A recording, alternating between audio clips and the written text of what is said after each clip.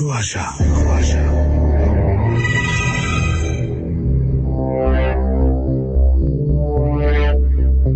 ABC radio 89.2 FM এ আছেন আপনি। শুরু হয়ে গেছে কুয়াশা, আর সঙ্গে আছি শারমিন। এবং প্রতিবারের মতন এবারও রয়েছে দুটো গল্প। প্রথম গল্পটির নাম বলবো। প্রথম গল্পটির নাম হচ্ছে লং সাহেবের ছায়া, লেখক রমেন দাস, আর পড়ে শোনাবে সেতু। এখন শুনবেন গল্পটির প্রথম অংশ, তারপর একটা ছোট্ট ব্রেক নিয়ে সরাসরি চলে যাচ্ছি দ্বিতীয় পর্বে, তারপর আবারও ফিরে আসছি। সঙ্গেই থাকবে শুনছেন এবিসি রেডিও 89.2 FM, যেখানে চলছে কুয়াশা। কুয়াশা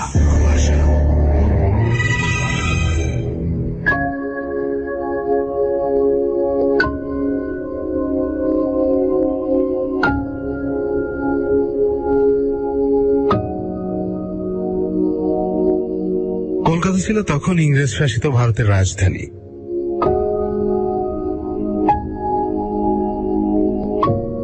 আমরা এদেশের মানুষ হলেও আমাদের সব ব্যাপারে খবরদারি করত বিদেশি সাহেবরা। আর বিলেত থেকে সাহেব মেমরা তো হর দমে আসতো কলকাতা বেড়াতে। দেশের বড় লাট থাকতেন এখানে,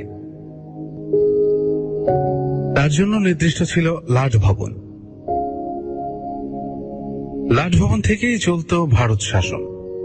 ফলে কলকাতা ছিল পুরোদস্তুর সাহেব শহর। 12 মাসে 13 পার্বণের মতো শহরে সাহেব মেমদের আমোদ আহ্লাদ লেগেই থাকত। আর লাট ভবনে তো কথাই ছিল না। এলাহি খানা পিনা, নাচ গানের আসর প্রতিদিনই জমজমা সেখানে।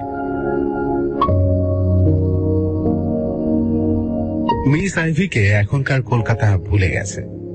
তিনি ছিলেন ইংল্যান্ডের বনেদি এক লর্ড পরিবারের আদুরি কন্যা, অপূর্ব সুন্দরী, দুধে আলতা গায়ের রং, উজ্জ্বল নীল চোখে স্বপ্নের আবেশ, আর মাথা ভর্তি একরা সোনালী চুল।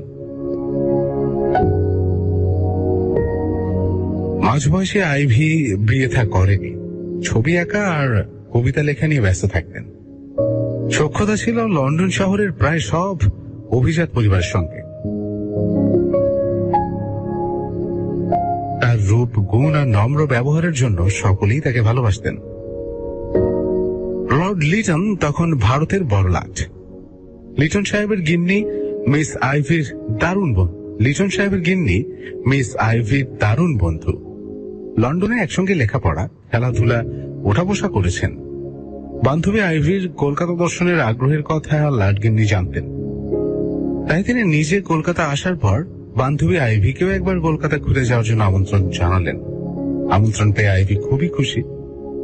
বড়লাটের বিবি হওয়া সত্ত্বেও তাহলে পুরনো বান্ধবী তাকে ভোলেননি। ছবি আঁকা আর কবিতা লেখার বাতিক ছাড়াও মিস আইভির আরো দুটি নেশা ছিল।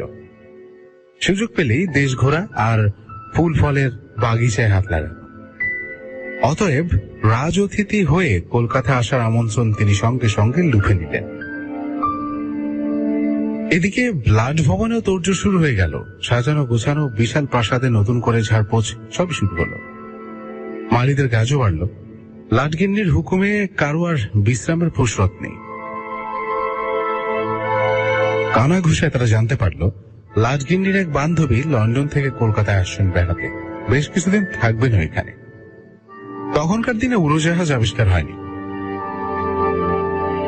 লন্ডন থেকে কলকাতা আসতে হতো 7 সমুদ্র পাড়ি দিয়ে, জাহাজে চেপে। দীর্ঘ সমুদ্র যাত্রার শেষে কলকাতায় পৌঁছে মিস আইভির সে কি আনন্দ। বিলেতে বসে কলকাতার লাট ভবন সম্পর্কে যত শুনেছেন, বাস্তবে তার রূপ, রং, সৌন্দর্য, শোভা যেন আরো অনেক গুণ বেশি।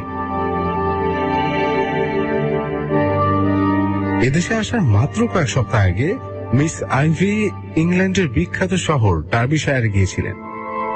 সেখানকার ঐতিহাসিক কেরলস্টোন রাজপ্রাসাদের ছবি তার চোখের সামনে ভেসে উঠল। কলকাতার লাট ভবনের সঙ্গে ওই রাজপ্রাসাদের সামান্যতম তফাৎ চোখে পড়ল না। পরাধীন ভারতে এমন সুন্দর একটি রাজপ্রাসাদ দেখে তিনি বিমোহিত হলেন। বিস্মিত হয়ে মন্তব্য করলেন, কলকাতার এই লাট ভবন যেন ঠিক ডার্বিশায়ারের রাজপ্রাসাদের আদলেই তৈরি।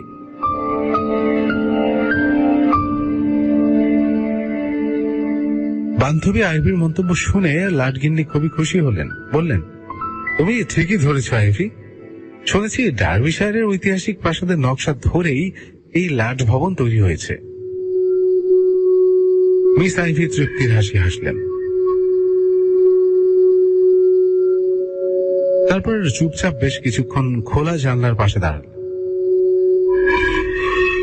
অনেকক্ষণ ধরেই লাটবাগানের চারিদিকে চোখ বুলিয়ে নিয়ে বললেন, কিন্তু ডার্বিশায়ারের রাজপ্রাসাদের বাগানের তুলনায় এখানকার কলকাতার লাটবাগানের বাগানটা আরো অনেক বেশি বড়, অনেক বেশি সাজানো এবং সুন্দর। বুঝতে পেরেছি, লাট ভবনের বিশাল এই বাগান তোমার মন কেড়ে নিয়েছে, বললেন লাট বিবি। আইভি বান্ধবীর কথায় সায় দিয়ে মুচকি হাসি হাসলেন।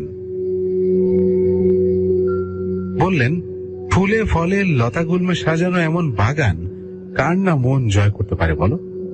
এমন সাজানো বাগান সচরাচর দেখা যায় না। শীতের সকাল, শিশিরে ভেজা লাল হলুদ নীল রঙের ডালিয়া ফুলগুলোর উপর ভোরের নরম রোদ ছড়িয়ে পড়েছে।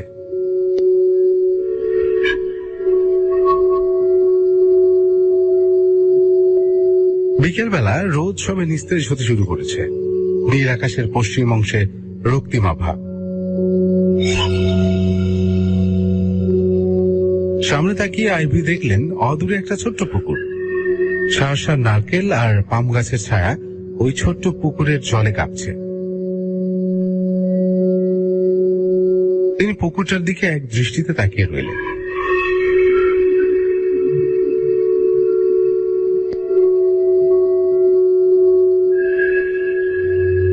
বাগানের বুড়ো মালি রামশরণ পুকুর পাড়ের গাছপালা পরিষ্কার করছিল। মেম সাহেবের গলার আওয়াজে তার চমক ভাগে। রামশরণ লাট ভবনের দীর্ঘকালের কর্মী। সেই কিশোর বয়সে বাবার হাত ধরে লাট ভবনে যাওয়া আসা, তারপর একটু বড় হতেই এখানে চাকরি। কাজ করতে করতে সাহেব মেমদের ভাষা কিছুটা রপ্ত হয়ে গেছে তার। ভাঙা ভাঙা ইংরেজি আর আকার ইঙ্গিতে সাহেবদের সঙ্গে কথা বলতেও আটকায় না তার। মিস আইভির ইঙ্গিতে সে তার দিকে এগিয়ে গেল। কি সুন্দর এই পুকুরটা, মিস আইভি স্বাগত উক্তি করলেন। রামশরণ জানে এই মেম সাহেব আর কেউ নন, খোদ বড় লাটের মাননীয় অতিথি। সামনে হাজির হয়ে হাঁটু গেড়ে কিছুটা নিচু হয়ে বিদেশিনী অতিথিকে সেলাম সাহেব বলল, ম্যাডাম, একটা নয় দুটো পুকুর। একগাল হেসে মিস আইভি কয়েক পা এগিয়ে গেলেন। দেখলেন সত্যি সত্যি পাশাপাশি এক জোড়া পুকুর। বললেন, ভারী সুন্দর তো এই লিলি পন্ডস। মনে প্রাণে একজন শিল্পী বলেই বোধ হয় মিস আইভি আবেগ মুখর হলেন। রামশরণ তার মন বুঝতে পেরে বললেন, ম্যাডাম, বহু বছর আগে আপনার মতোই এক মেম সাহেবের অনুরোধে এই জোড়া পুকুরটা কাটা হয়েছিল বলেই শুনেছি আমি। মিস আইভি রামশরণের তারিফ করলেন, বললেন, তুমি তো দেখছি অনেক খবর রাখো। থ্যাংক ইউ, তোমাকে ধন্যবাদ। রাজ অতিথির ধন্যবাদ পেয়ে রামশরণ মহা খুশি। লাট ভবনের নানা ইতিহাস যেন মুহূর্তে তার কাছে উঠে এলো। মেম সাহেবের কাছে তা সে ঢেলে দিতে চায়। মিস আইভি এক পা দুপা করে এগুতে লাগলেন। রামশরণও তার পিছু পিছু। জোড়া পুকুরের মাঝখানে একটি সাঁকো। খুব সাবধানে সাঁকো পার হয়ে মিস আইভি সামনের কৃত্রিম পাহাড়টির কাছে গিয়ে দাঁড়ালেন। ঝরঝর করে ঝর্ণার মতো জল পড়ছে। মুগ্ধ মেম সাহেব বলে উঠলেন, ওয়াও, বিউটিফুল। রামশরণ আর এগোয় না। বুঝতে পারে মেম সাহেব সন্ধ্যার হালকা আলোয় পাহাড় লাগোয়া শান বাঁধানো চত্বরে কিছুক্ষণ নিরিবিলিতে কাটাতে চান।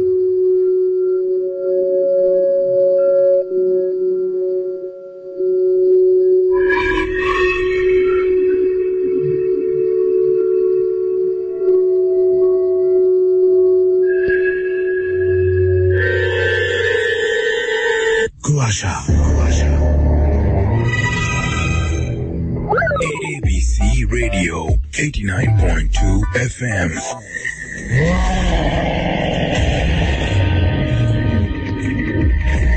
সে এক ভয়াল সময়।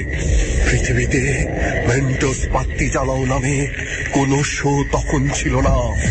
তখন বাচ্চারা জন্মানোর পর বলতো, এখন আর সেই দিন নাই দাদা, এখন আছে মেন্টোস বাতি জ্বালাও। এখন বাচ্চারা জন্মায় আর বলে।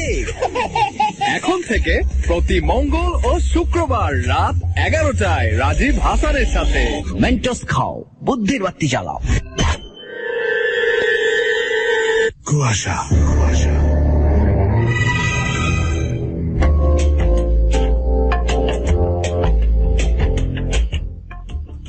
সবুজ গাছে ঘেরা চারিদিক, গাছে গাছে শুরু হয়েছে ঘরে ঘরে পাখিদের কলকাকলি।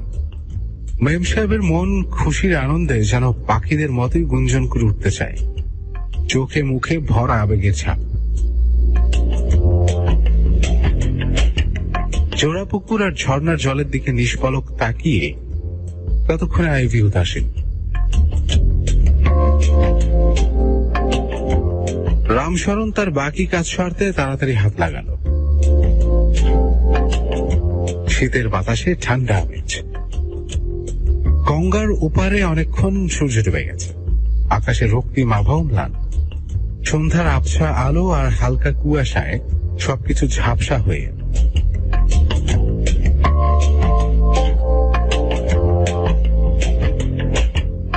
লাট সাহেবের সাজানো বাতি স্তম্ভের আলোগুলো জ্বলে উঠল। হাত মুখ ধুয়ে রামশরণ তার ঘরে ফিরল। অন্যদিন এ সময় লাট ভবনের 3 তলায় বলরুম নাচ গান আর যন্ত্রসঙ্গীতে মুখর হয়, কিন্তু আজকের সন্ধ্যা যেন একটু অন্যরকম। অদ্ভুত ধরনের একটা নীরবতা, আর তার মধ্যে রহস্যজনকভাবে কিছু লোকের ছোটাছুটি এবং ডাক্তারদের গাড়ির ভিড়। রামশরণের মনটা উসখুস করে। তাহলে কি লাট পরিবারের কেউ অসুস্থ হয়ে পড়েছেন? অজানা আশঙ্কা তাকে উত্তালা করল।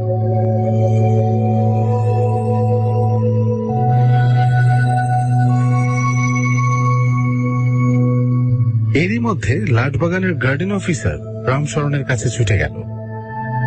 রামশরণ তাকে দেখে চমকে উঠল। রামশরণকে সে বলল, মিস আইভি ভয়ানক অসুস্থ, লাটগিন্নি তাকে জলদি তলব করেছেন।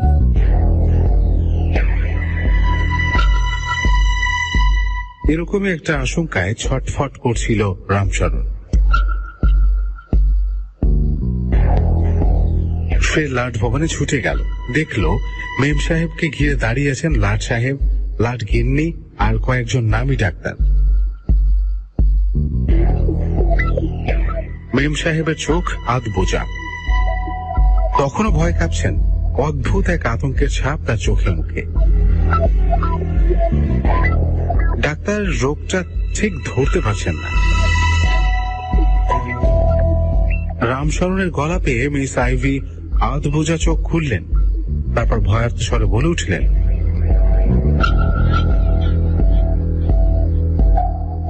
রামশরণ চলে যাওয়ার পর বিশাল একটা ছায়া আমার সামনে। বলতে না বলতেই আবার প্রায় অচেতন। আবার একটা গোঙানি শব্দ। ডাক্তাররা চিন্তিত হয়ে পড়লেন। লাট সাহেব এবং লাটগিন্নির চোখ মুখও ততক্ষণে শুকিয়ে গেছে। বান্ধবীর অসুস্থতায় ঘাবড়ে গেলেও লাটগিন্নি বেশ শক্ত ধাঁচের মানুষ, এতক্ষণ ব্যাপারটা লক্ষ্য করছিলেন। এবার ইশারায় তিনি রামশরণকে পাশের ঘরে ডাকলেন, তার কাছে জানতে চাইলেন মিস আইভিকে লাটবাগানের কোথায় এবং কখন সে শেষবারের মতো দেখেছে। রামশরণ বলল, ম্যাডাম, আমার মনে হয় ম্যাম সাহেবের অন্য কোনো অসুখ নয়। সন্ধ্যার পর বাগানের পুকুর পাড়ে একা থাকায় বোধহয় তিনি ভয় পেয়েছেন। অবাক লাটগিনি বললেন, সে কি কথা? শহরের মাঝখানে এই লাট ভবন, কত আলো, কত প্রহরী, তার মধ্যে ভয় পাবে কি করে? যদি অনুমতি করেন একটা কথা বলতে চাই। রামশরণ নিচু গলায় লাট সাহেবের কাছে আর্জি রাখে। লাটগিন্নি কিছুটা বিভ্রান্ত, কিছু যেন বুঝে উঠতে পারছেন না। অভয় দিয়ে রামশরণকে বললেন, কি বলতে চাও খুলে বলো। রামশরণ এবার ঢোক গিলে মাথা চুলকাতে চুলকাতে বলল, বেশ কয়েক বছর আগের কথা। এই লাট ভবনে বড় লাট হয়ে লন্ডন থেকে এলেন লর্ড মেয়র সাহেব। উঁচু লম্বা সুপুরুষ। এই ভবন বাগান তার খুবই প্রিয় ছিল। সময় পেলেই একা একা সারা বাগানে পায়চারি করতেন তিনি। দেশ বিদেশ থেকে পছন্দ মতো বিচিত্র ধরনের গাছগাছালি যে তিনি আনিয়েছিলেন, কি পরিমাণ তার কোনো হিসাব নেই।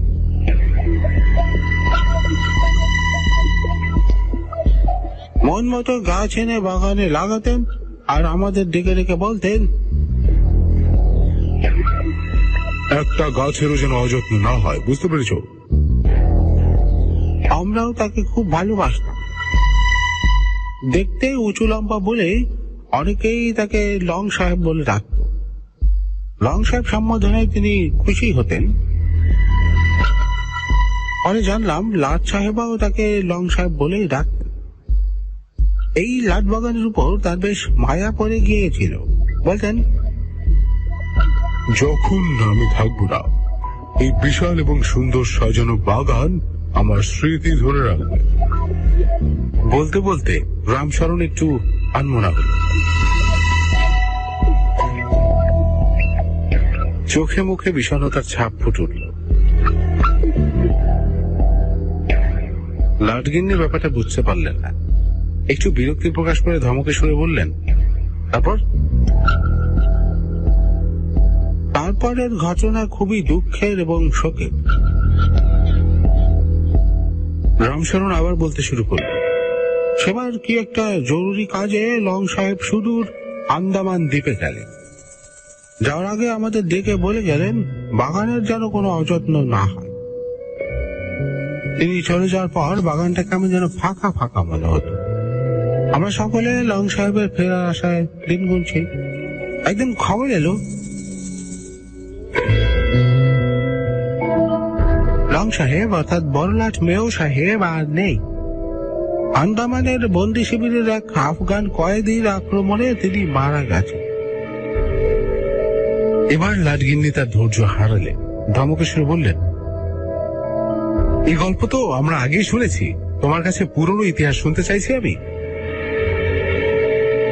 লাটগিন্নির ধমক প্রায় অগ্রাহ্য করেই রামশরণ বলে উঠল, ম্যাডাম, এ কথা মোটামুটি সকলেরই জানা, কিন্তু।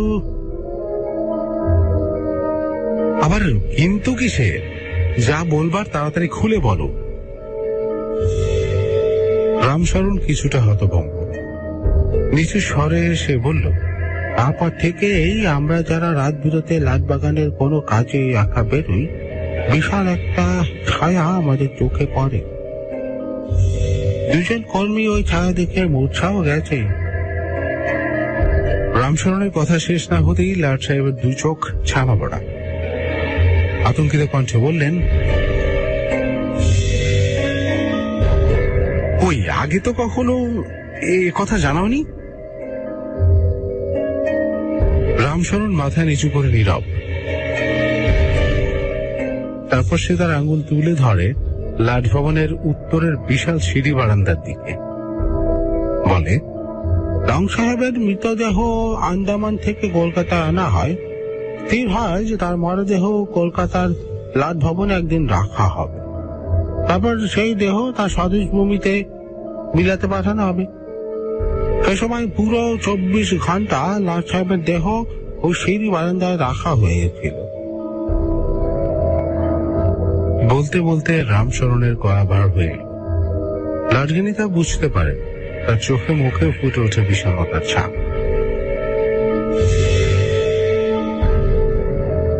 রামশরণের চোখের সামনে অতীত স্মৃতি ভেসে উঠল।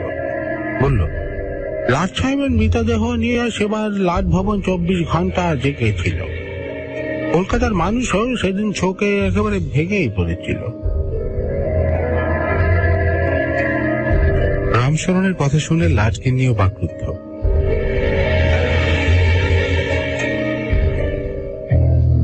তার মুখেও কোনো ভাষা নেই।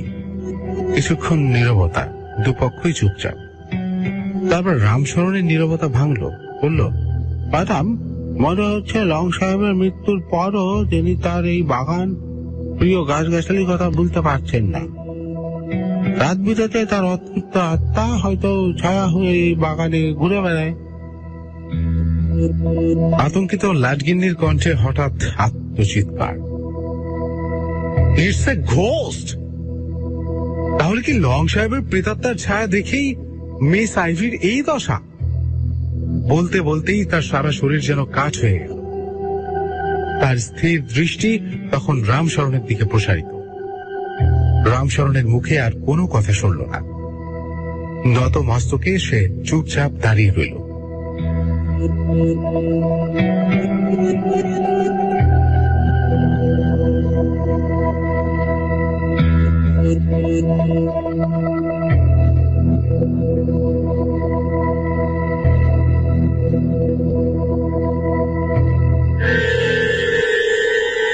কুয়াশা, কুয়াশা,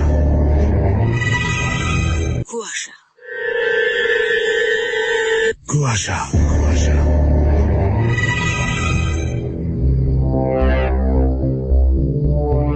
এতক্ষণ ধরে শুনছিলেন গল্প লং সাহেবের ছায়া, লেখক রমেন দাস এবং পড়ে শোনাচ্ছিল সেতু। আর সময় হয়ে গেছে কুয়াশার দ্বিতীয় গল্পে যাবার। আজকের গল্পটি একটু দীর্ঘ এবং খুবই নামকরা লেখকের, আমাদের সবার প্রিয় শীর্ষেন্দু মুখোপাধ্যায়ের গল্প, এবং এর নাট্যরূপ দিয়েছেন শেগুফতা আবিদ শাড়ি। গল্পটির নাম আজকে আগেই বলে দিচ্ছি, গল্পটির নাম সিঁড়ি ভেঙে ভেঙে। আসুন তাহলে গল্পটির প্রথম পর্ব শুনি, তারপর আবারও ফিরে আসছি। আপনি শুনছেন এবিসি রেডিও 89.2 FM, চলছে কুয়াশা, আর সঙ্গে আছে শারমিন। কুয়াশা, কুয়াশা।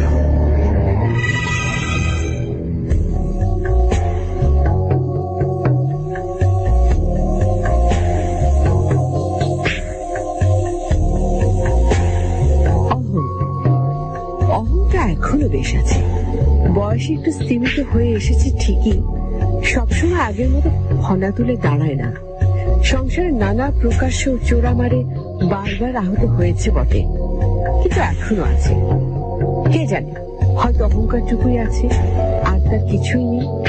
অহংকারের কারণেই ছেলেটা পর হয়ে গেল, জামাই আশা বন্ধ করলো, স্ত্রী শেখার সাথে একটা জীবন বলিবল হলো না তার। অন্তত দুবার তাদের সম্পর্ক স্থায়ীভাবে ভেঙে যাওয়ার মুখে এসেছিল। এখনো যদিও টিকে আছে সম্পর্কটা, তবে ওপর ওপর, ভেতরে কোনো টান নেই, সমবেদনা নেই। দুটো মানুষ একই ছাদের তলায় বাস করেন মাত্র। আজ ওই অহংবোধই তাকে প্ররোচনা দিয়েছিল হঠকারিতার। সন্ধ্যেবেলা রুটিন মতো সান্ধ্যভ্রমণ সেরে ফিরে এসে দেখলেন লিফটটা খোলা। দুজন মিস্ত্রি গোছের লোক খুটখাট করে কিছু সারাচ্ছে টারাচ্ছে। বাসুদেবকে দেখে তাদের একজন নিরাসক্তভাবে জানিয়ে দিল সার্ভিসিং হচ্ছে, লিফট সারতে আরো 2-3 ঘন্টা লাগতে পারে, আজ নাও হতে পারে। বাসুদেব চিন্তিত হলেন, তার ফ্ল্যাট 8 তলায়, হাওয়া তো ভালো নয়, উচিত হবে কি সিঁড়ি বেয়ে ওঠা? এদিক ওদিক গ্যারেন্টি খুঁজে হতাশ হলেন। সে বেটাতে প্রায় সময়ের মধ্যে ছোট নাগায় কোথায় যেন চলে যায়। সিঁড়িটার কাছে এসে দাঁড়ালেন। আধুনিক ফ্ল্যাটগুলোর তলা তেমন উঁচু না, পারবেন কি? যৌবনে ন্যাশনাল টিমের ফুটবলার ছিলেন, ক্রিকেটও খেলেছেন। এখনো দেয়াল আলমারি ভর্তি তার খেলার ট্রফি। অহংটা মাথা চাড়া দিল, পারবেন না? তাই কি হয়? মাত্র 66 বছর বয়স, এখনো দুবেলা মাইল 2 করে হাঁটেন। শরীর নিয়ে এখনো তার অহংকার আছে। মাস চারেক আগে হার্টের গন্ডগোল ধরা পড়েছিল ঠিকই, তবে সেটা তেমন দুশ্চিন্তার কিছু না, অন্তত তিনি তাই মনে করেন। একটা বেলা উঠলেন বাসুদেব, কোনো অসুবিধাই হলো না। আস্তে আস্তে উঠলে কোনো অসুবিধা হওয়ার কথা না। উঠতে উঠতে নিজের প্রবল অহংকারের কথাই ভাবছিলেন। হ্যাঁ ঠিকই তো, তিনি অহংকারী, কিন্তু ওই অহংকারী কি তাকে বাঁচার জীবন শক্তিটা যোগান দেয় না? অহংহীন পুরুষ আবার পুরুষ নাকি? ভাবতে ভাবতে বাসুদেব উঠে দেখলেন একটি পরিবার, স্বামী স্ত্রী এবং 2টি বাচ্চা লিফটের কাছে দাঁড়িয়ে সুইচ টেপাটেপি করছে।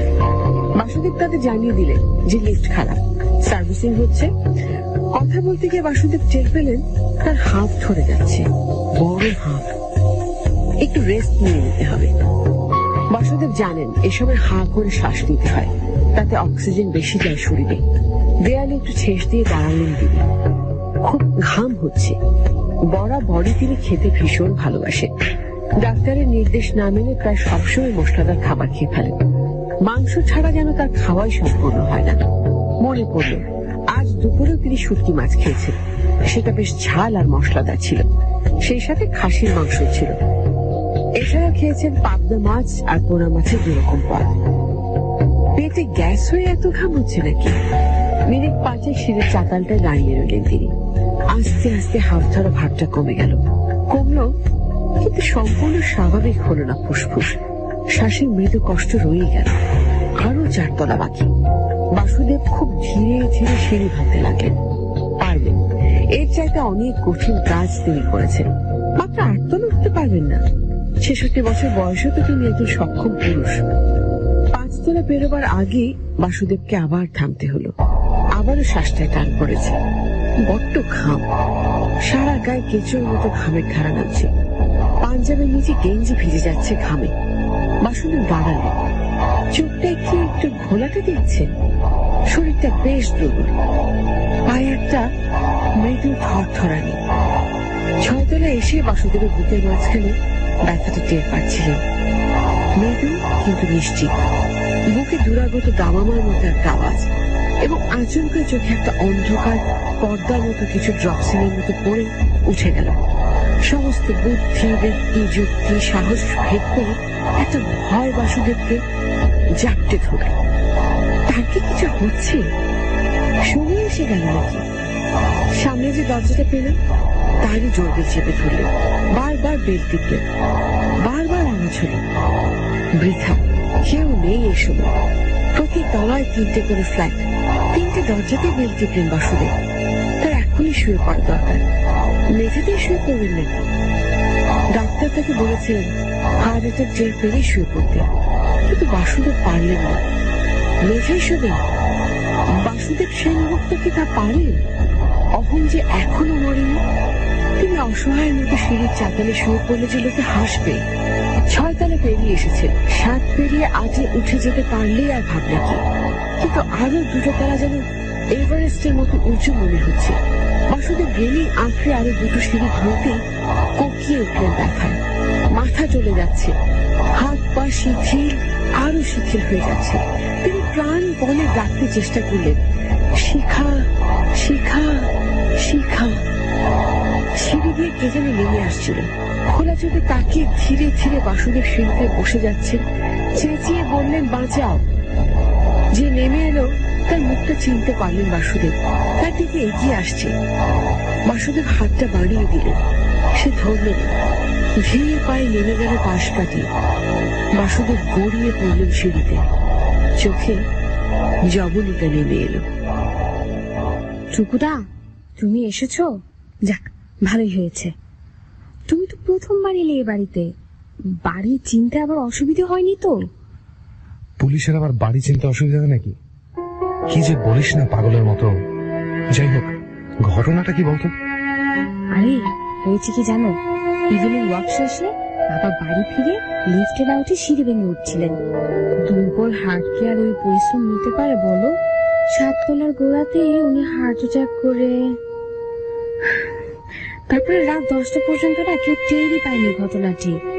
7 তলার সেলিম সাহেব 10:30টার দিকে ফিরে বাবাকে দেখতে পেয়ে খবর দিলেন। আর দারোয়ানও কিছুই বলতে পারেনি। কি করেছে, কি হলো আমরা ঠিক জানি না।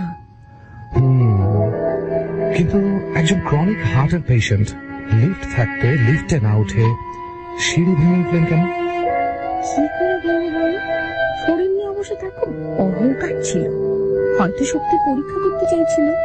যদিও 4 তলার 3B ফ্ল্যাটে যারা থাকেন তারা বলছিল লিফটটা সার্ভিসিং হচ্ছিল, তাই তিনি লিফটে না উঠে সিঁড়ি দিয়ে হেঁটে উঠছিলেন। বাবাই নাকি ওনাদেরকে বলেছিল যে লিফটটা নষ্ট হয়ে আছে। ওনারা দেখেছিলেন কি কাউকে লিফট সার্ভিসিং করতে? না, ওনারা নিচে নেমে সার্ভিসিং এর কোনো লোককে দেখতে পাননি। তবে লিফটের দরজা খোলা ছিল। আর ওনারাও খেয়াল করেছেন যে বাবা ভীষণ ঘামছিলেন আর হাঁপাচ্ছিলেন। আমাদের প্রশ্ন হচ্ছে, নতুন লিফট হঠাৎ সার্ভিসিং এর প্রয়োজন পড়লো কেন? কি আর করা যাবে, যা হওয়ার তো হয়েই গেছে। কিছু তো করার ছিল টুকুদা। লিফটটা যখন চলছে না তখন বাবা একটু অপেক্ষা করলে পারতেন, কারণ ঘটনার আধা ঘন্টার মধ্যে 5 তলার আলমগীর সাহেব বাড়ি ফিরেন। উনি তো লিফটেই উঠলেন। ভেরি স্যাড আসলে। কি যে বলো না, স্যারের কি দেখেছো এখানে? দেখো না, ঘরে কান্নাকাটির কিছুই নেই। ওই যে দেখো, সোফায় বসা আমার শাশুড়ি, মুখটা একটু থমথমে, ব্যাস এতটুকু। আর অর্ক আর আমার দেবর বুদ্ধদেব গম্ভীর মুখে ঘুরে ঘুরে পড়ছে। আর আমার ননদ সুপর্ণা আরেকটা সোফায় চোখের রুমাল চাপা দিয়ে বসে আছে। উনি যে ধরনের মানুষ ছিলেন তাতে আমাদের শোক আসবে কোথা থেকে বলো? বুঝলাম। আমি তো চিন্তায় আছি এরপর কি হবে সেটা নিয়ে। শুনছি মোহাম্মদপুরের ভাসুর আর দেবরা নাকি হাঙ্গামা করতে পারে। তুমি তো জানো না, মোহাম্মদপুরের বাড়িটা থেকে বাবা আমার কাকা তো ভাসুর দেবরদেরকে বঞ্চিত করেছিলেন। হাঙ্গামা করার কি আছে? কেস করুক, আদালতে ফয়সালা করে দেবে। মামলা তো হয়নি, তাতে নাকি কোনো লাভ নেই। তাহলে আর হাঙ্গামা করে কি লাভ? মা তো এই ফ্ল্যাটে একা থাকবেন, এখন উনি ভয় পাচ্ছেন। ওরা এসে হামলা করলে উনি তো কিছু করতে পারবেন না। উনি পুলিশ প্রোটেকশনের কথা অবশ্য বলছিলেন। দাদা, তুমি কিছু করতে পারবে? এক্ষেত্রে পুলিশ অ্যান্টিসিপেটরি প্রোটেকশন দেয় না, তবে উনি সিকিউরিটি গার্ড রাখতে পারেন। কিন্তু তার কি দরকার? এত বড় ফ্ল্যাট, তোরা এসে থাকলেই তো পারিস। না বাবা, আমরা আলাদা আছি, আলাদাই ভালো। তোর দেবর বুদ্ধদেব তো বিয়ে করেনি, সে এসে তো মায়ের সঙ্গে থাকলেই পারে। আসলেই তো এত বড় ফ্ল্যাটে উনি একা থাকবেন কি করে? বুদ্ধ, ওকে তো তুমি চেনো না। তোমাদের জামাই তো তার বাবাকে পছন্দ করতো না ঠিকই, কিন্তু ঘেন্নাও করতো না। বুদ্ধ তো বাবার উপর এত রাগ, বাবা যে বাড়িতে থাকতো সে বাড়িতে এক রাতও এখন সে থাকতে রাজি না। আবার মেয়ে জামাইকেও কি একটা কারণে যেন জুতো পেটা করার হুমকি দিয়েছিলেন তিনি। তারপর থেকে তো মেয়ের আসা যাওয়া বন্ধ। কি যে বলবো দাদা, একটা মানুষের ব্যবহার কত যে খারাপ হতে পারে। মেগালোম্যানিয়াকদের সৌজন্যবোধ কম থাকে। এরা নার্সিসিজমের করুণ শিকার। না পারে অন্যকে আপন করতে, না পারে নিজেকে অন্যের মধ্যে সঞ্চার করতে, ফলে এরা একা হয়ে যায়। যাই হোক, তোর শাশুড়ি যাদের ভয় পাচ্ছেন তাদের নাম ঠিকানা আমাকে একটা কাগজে লিখে দিস তো। ওই যে বলতে না বলতেই হাজির, ওই তো ওনারাই। এই যে সামনে বয়স্ক মতো ছিল, উনি আমার কাকা শ্বশুর। ও বাবা, উনি দেখি আবার কাঁদছেন, চোখ লাল। কান্নাটা তো নকল বলে মনে হচ্ছে না টুকুদা? আরে না না না না না, ওই যে সবুজ টি শার্ট মোচলা যে লোকটা দেখছো না, ওনার নাম গোপাল। সম্পর্কে আমার ভাসুর হন। আমার কাকা শ্বশুর বাদে বাকি সবাই অনেক অ্যাগ্রেসিভ। শুনেছি ওই গোপাল দা তো বাবাকে খুব ভয় দেখাতো, লাশ ফেলে দেওয়ার কথাও বলেছিল একদিন। একবার মুখের উপর এরকম কথা বলেছে, বাবাও তেরে মারতে গিয়েছিলেন। তোর শাশুড়ির সাথে তো বেশ ভালোই সম্পর্ক মনে হয়, বেশ ভদ্রভাবেই কথাটা বলছে। আমার মনে হয় না ওরা তোর শাশুড়ির উপর হামলা টামলা করবে। এমনিতে উনি বেশ শক্ত ধাতের মানুষ, স্বামী মারা যাওয়ায় অত বেশি ভেঙে পড়েনি। কিন্তু দুজনের সম্পর্ক তো ছিল বেশ দাদা, বুঝতে পারছো না কাঁদবে কি। মনে মনে হয়তো খুশি হয়েছেন, যা হাড় জ্বালানো মানুষ ছিলেন আমার শ্বশুর মশাই। আচ্ছা শোন, আমার কিছু জরুরি কাজ আছে, আমি বরং উঠি। পরে দরকার হলে খবর দিস।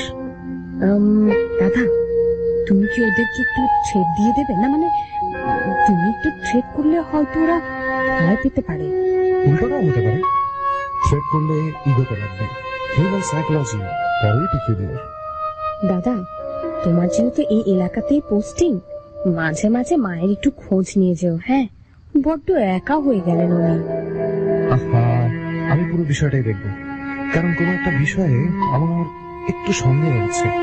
সেই সন্দেহটা দূর না করা পর্যন্ত আমি তো আর বসে থাকবো না। আর তুই এখনো বোকাই আছিস, সবকিছু সবসময় খুলে বলতে হয় নাকি? বড় চাকরি করার একটা মস্ত সুবিধা আছে, ছুটির দিন বলে কিছু নেই।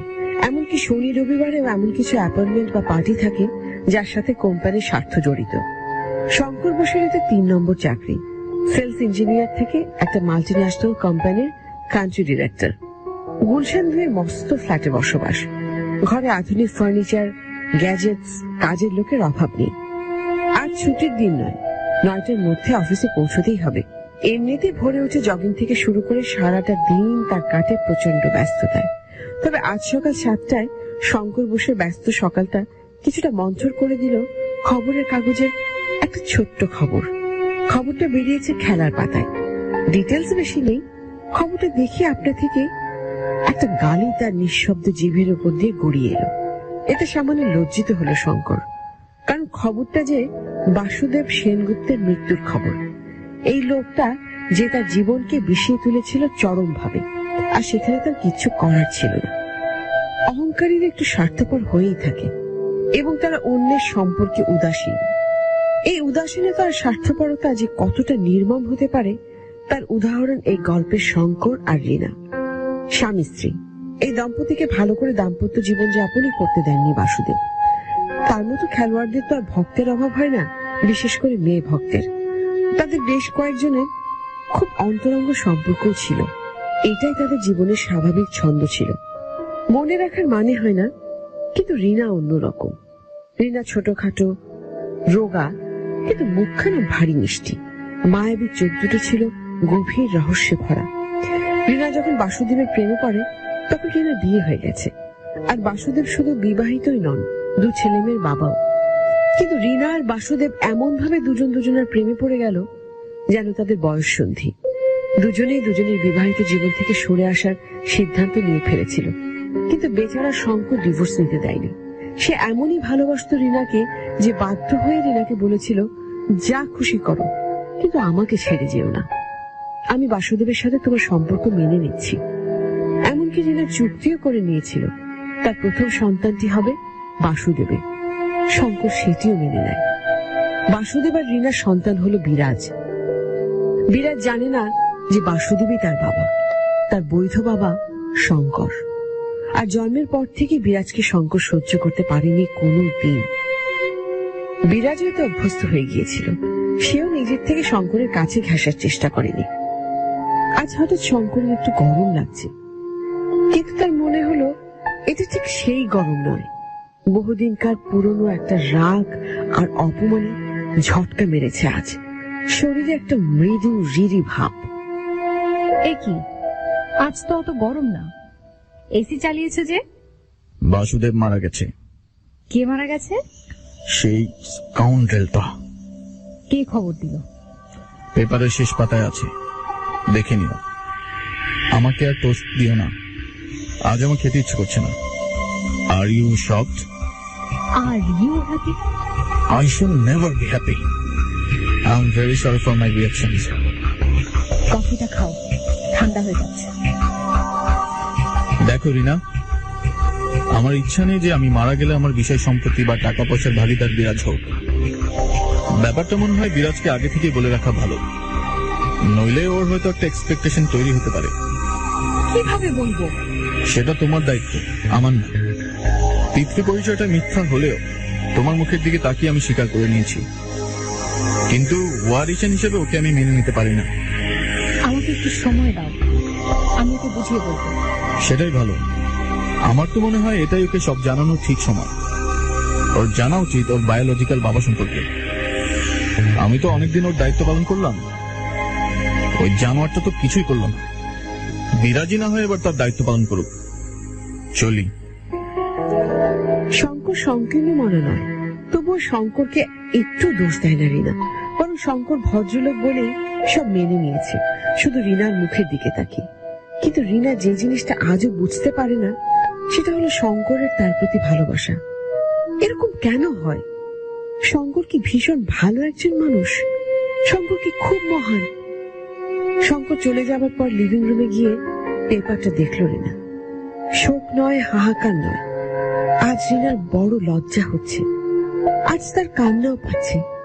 বাসুদেব যে কেন এসেছিল তার জীবনে, অনেকদিন আগে একটা সিদ্ধান্ত নিয়েছিল দুজনে। বাসুদেব ডিভোর্স দেবে শিখাকে, রীনা ডিভোর্স দেবে শঙ্করকে। তারপর বাসুদেব আর রীনা বিয়ে করবে। করলে আজ কি হতো? 8:30 বিরাজ ফিরল। রীনা আর বাসুদেবের ছেলে সে, শঙ্করের নয়। ব্যাপারটা অজানাই আছে হয়তো বিরাজের কাছে। তবে রিনার সন্দেহ হয় সে বা শঙ্কর ঘটনাটা ওকে না জানালেও কোনো না কোনোভাবে বিরাজ সেটা জেনে যাবে। বিরাজের মুখের গড়ন একেবারে যেন রিনার মতো, কিন্তু শরীরের গঠনে আর প্রকৃতিতে সে অবিকল বাসুদেব। 18 বছর বয়সে সে নাম করা স্পোর্টসম্যান। টেনিস আর ক্রিকেটের গাদা গাদা প্রাইজে ঘর ভর্তি করে ফেলেছে। বাংলাদেশের সবচেয়ে ফাস্ট বোলার হওয়ার ইচ্ছা তার। বিরাট যত যাই করুক, শঙ্করের জীবনে সে একটা চক্ষুশূল ছাড়া আর কিছুই নয়। বারবার নিজের ছেলেকে আগলে আগলে রেখেছে রিনা। বাসুদেবের মতো বিরাজও খেতে খুব ভালোবাসে। রিনা উঠে গিয়ে দেখলো টেবিলে খাবার দাবার ঠিক মতো দেয়া হয়েছে কিনা। আজকে মাছ রান্না করতে বলেছিল কাজের মেয়েটাকে। রিনার হঠাৎই মনে হলো আজকে মাছ টাছ খাওয়া উচিত হবে। বাপ মূল্য তো হিন্দু মতে ছেলের অসহ্য হয়। অসহ্যের অন্যান্য নিয়ম কানুন না হয় পালন নাই করলো, অন্তত আমিষ খাওয়াটা তো বন্ধ রাখাই যায়। আজ শুধু সবজি আর ঘি ভাত দিয়ে খেতে দেবে ছেলে।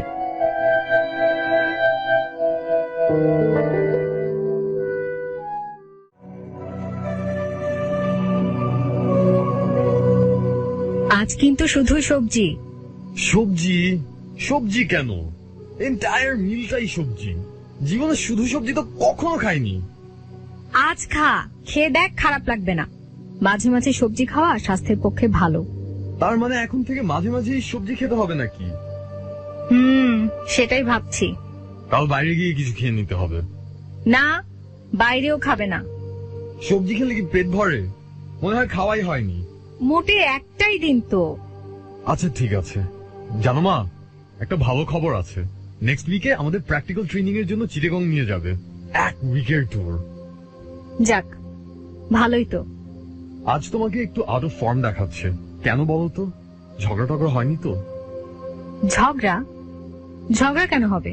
সেটাই তো ভাবছি। তোমাদের তো কখনো ঝগড়া হয় না। Is something wrong? তেমন কিছু না রে, এমনি শরীরটা ভালো লাগছে না। বয়স হচ্ছে না। তোমার আবার এমন কি বয়স? mid-40s হয়তো। নতুন একটা স্পা খুলেছে পরের রোডেই। যাবে? অনেক কিছুই নাকি আছে। They will make you fighting fit. যাবে? ওহ বাবা, জন্মে ওসব করিনি, এখন সহ্য হবে না। আরে না, কত পুরোপুরি যাচ্ছে। তোমরা বাঙালি মেয়েরা না ফিটনেস জিনিসটাই বোঝো না। চলো না মা, ওটাতে সব আল্ট্রা মডার্ন গ্যাজেটস আছে। তুই এক্সারসাইজ ছাড়া আর কিছুই বুঝিস না না? শরীর ছাড়া কিছু নেই মা। শরীর ঠিক না থাকলে সবই মিনিংলেস হয়ে যাবে। আমার খুব ইচ্ছা করে পরমাকেও ভর্তি করে দিতে। 12 মাস অ্যালার্জিতে ভুগে। একটু এক্সারসাইজ করলে সব ঠিক হয়ে যাবে। আমার খাওয়া শেষ, চলি। বাইরে গিয়ে আবার মাংস টাংস খাস না যেন। ওকে মা, লাভ ইউ। আশ্চর্যের বিষয়, পরমা বিরাজকে বড্ড ভালোবাসে, আর পরমাও ভাইয়ের ভীষণ ভক্ত। পরমা রিনার আর শঙ্করের সন্তান, আর দুইজনের মধ্যে অনেক বয়সের তফাৎ বলে পিঠাপিঠি ভাই বোনের মতো ওদের ঝগড়াঝাটিও হয় না। আর লক্ষ্য করার বিষয় হলো পরমা যে কোনো ব্যাপারে তার ভাইকে জিজ্ঞেস না করে কিচ্ছু করতে চায় না। কিন্তু বাচ্চা পরমাও জানে তার বাবা তার ভাইকে পছন্দ করে না, আর সেজন্য সে কখনো তার বাবার সামনে ভাইয়ের কাছে খুব একটা ঘেঁষে না। বিরাজ বেরিয়ে গেলে 1 কাপ চা খেল রিনা। এখন আর তার কিছুই করার নেই। ঘন্টাখানেক পরে পরমা না আসা পর্যন্ত নিজেকে দিয়ে বসে থাকা মাত্র। কিন্তু বসে থাকা হলো না, ফোনটা বাজছে।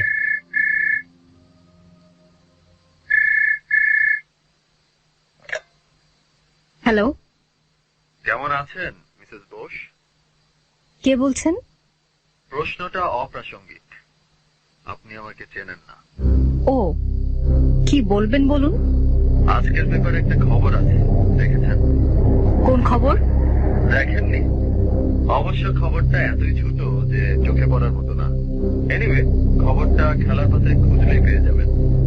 আপনি কে বলছেন? বললাম তো আমাকে চিনবেন না। আপনি বরং খেলার পাতাটা চেক করুন, আমি ফোন ধরে আছি।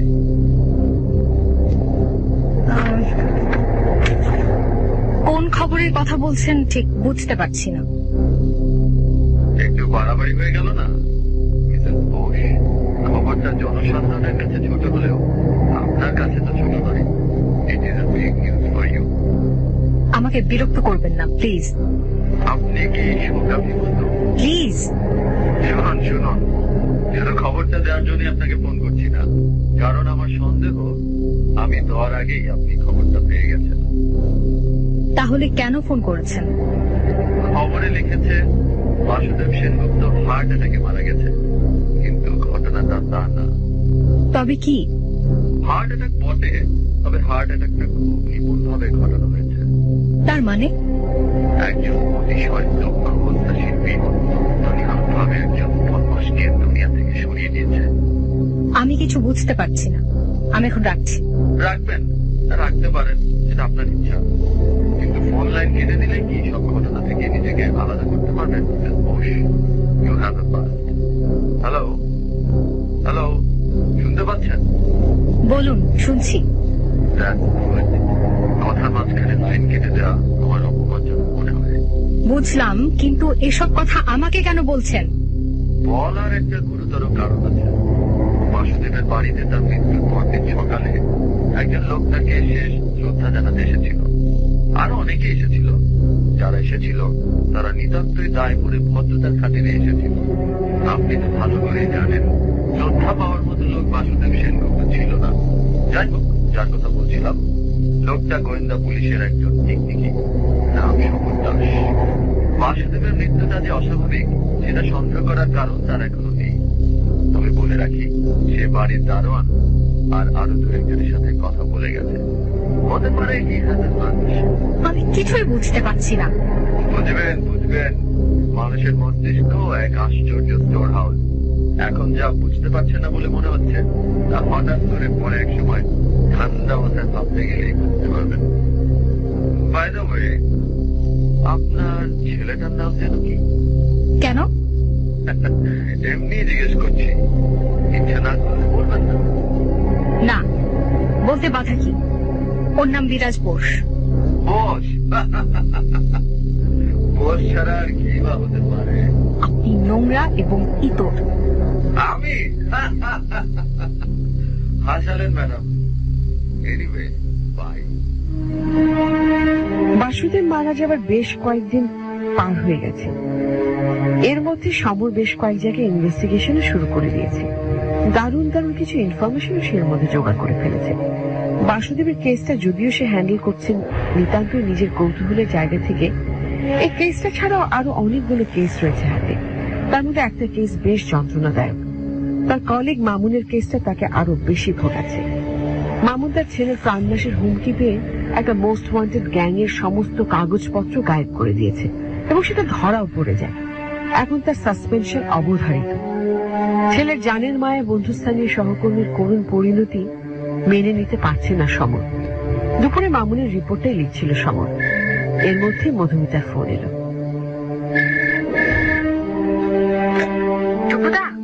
একটা প্রবলেম হয়েছে। হ্যাঁ, কি প্রবলেম?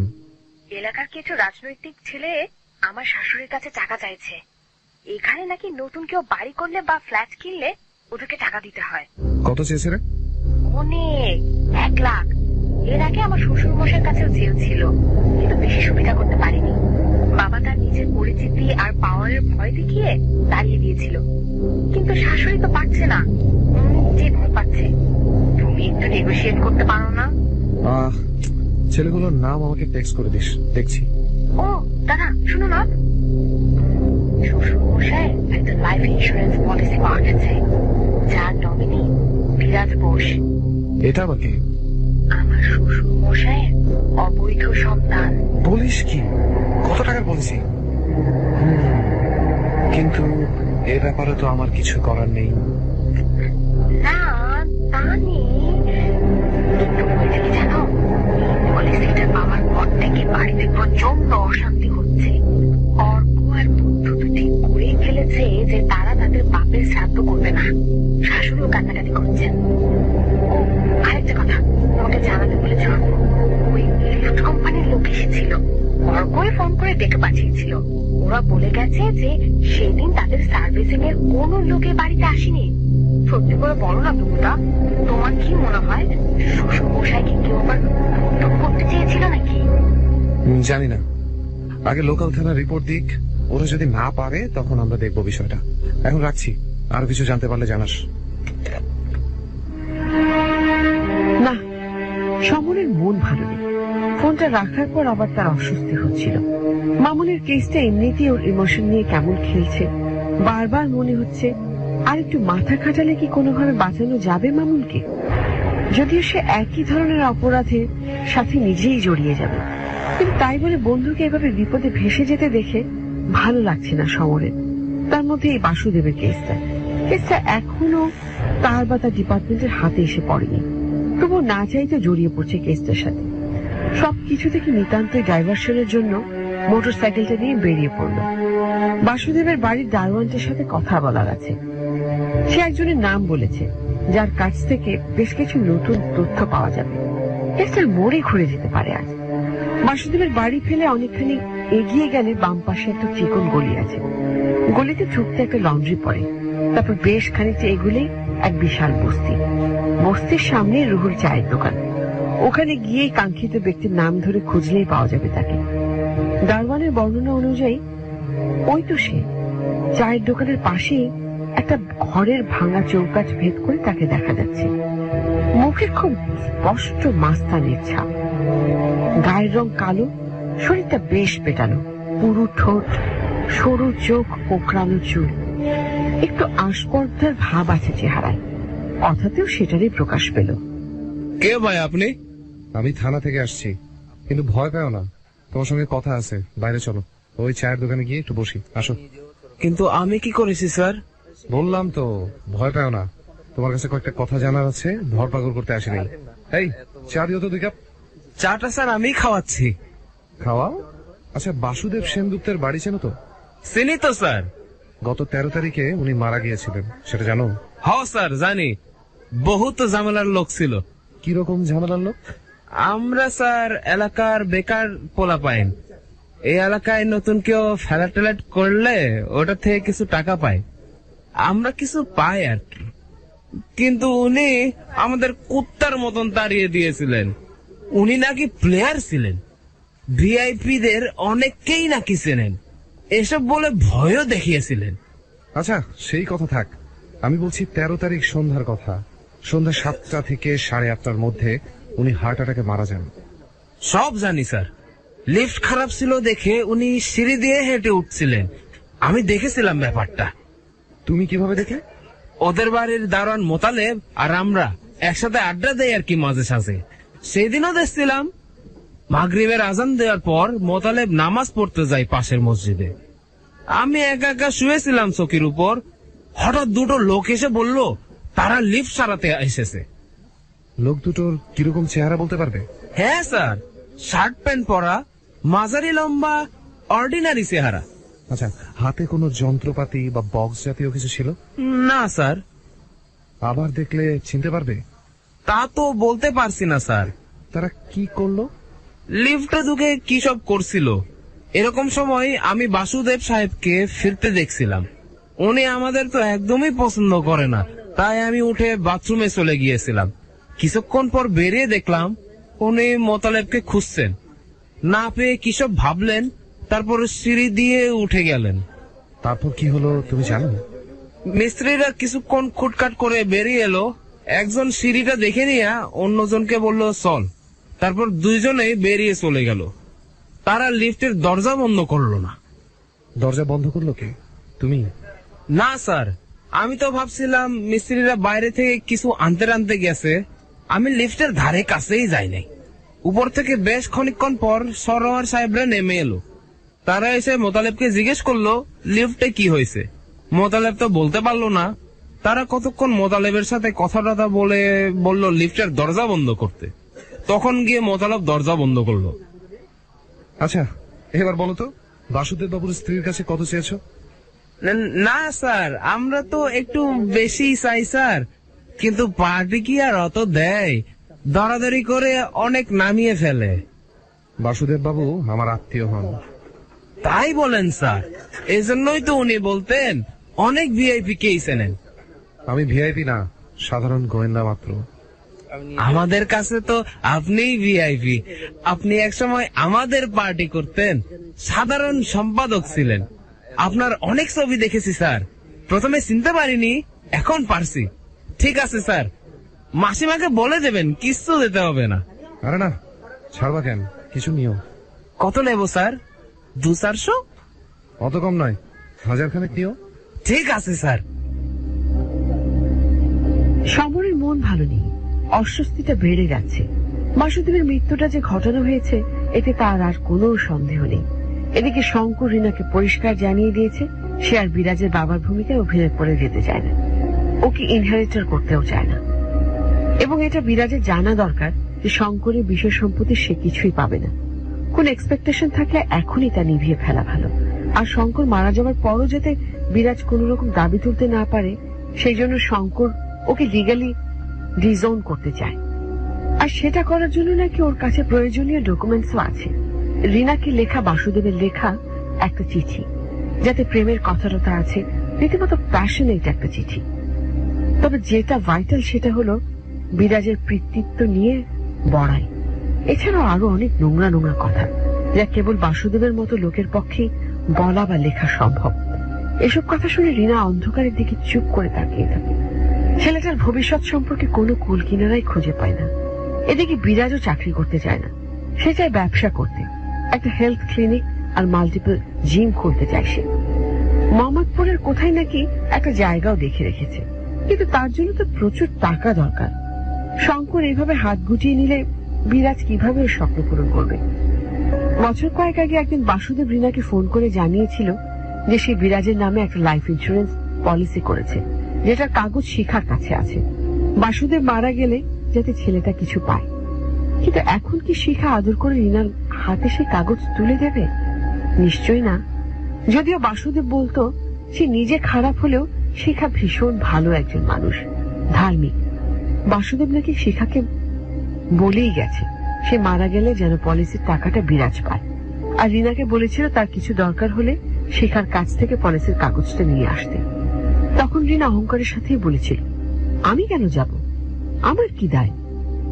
আজ রীনার আর সেই অহংকারটা নেই। ছেলের ভবিষ্যতের কথা ভেবে ওই পলিসির টাকাটা উদ্ধার করাটা খুব দরকার। এই নাটকটা বাসুদেব কেন করতে গেল? পলিসিটা অনায়াসে রীনার কাছে পাঠিয়ে দিতে পারত, না হলে কোনো অ্যাটর্নির কাছে গচ্ছিত রাখত। শিখার কাছে কেন? শিখার সঙ্গে রীনাকে মুখোমুখি দাঁড় করানোর কি প্রয়োজন ছিল? এসব নাটক রীনা সহ্য হয় না, কিন্তু বিরাজের মুখের দিকে তাকিয়ে এই নাটকটা তাকে করতেই হবে। শিখার সাথে দেখা করার পর্বটা আজই সেরে ফেলবে ভাবছিল রীনা। অপ্রিয় কাজ, কিন্তু করতেই হবে। আচ্ছা, শিখা কি তাকে অপমান করবে? শিখার অপমানেই তো হয়তো তার কর্মফল। এসব ভাবতে ভাবতেই কলিং বেল বেজে উঠল।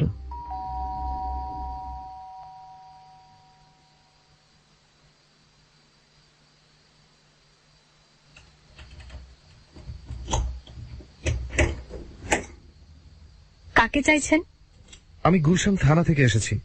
আমার নাম সমর দাস। আপনি কি রিয়া বোস? হ্যাঁ, কিন্তু আমার কাছে কয়েকটা প্রশ্ন করার ছিল। আপনি কি এখন খুব বেশি ব্যস্ত? একটু বেরোচ্ছিলাম। ঠিক আছে, আসুন। চা খাবেন? খাবো। আমি খুব বেশি সময় নিচ্ছি মনে হলে নির্দ্বিধায় তাড়িয়ে দেবেন। বলুন। কোথায় যাচ্ছিলেন? আমার এক বান্ধবীর বাসা। আহা, বাধা দিলাম তো। তাতে কি, পরেও যাওয়া যাবে। ম্যাডাম, আমি একটু সমস্যায় পড়ে এসেছি। আপনার কি মনে পড়ে যে গত 13 তারিখ সন্ধ্যার পর আপনি ঠিক কোথায় ছিলেন? ও মা, এ আবার কি প্রশ্ন? 13 তারিখের কথা কি আজ মনে আছে? 6 দিন হয়ে গেল তো। মনে হয় ক্লাবে গিয়েছিলাম। ও না না, আমার বোনঝির জন্মদিন ছিল, উত্তরায় গিয়েছিলাম।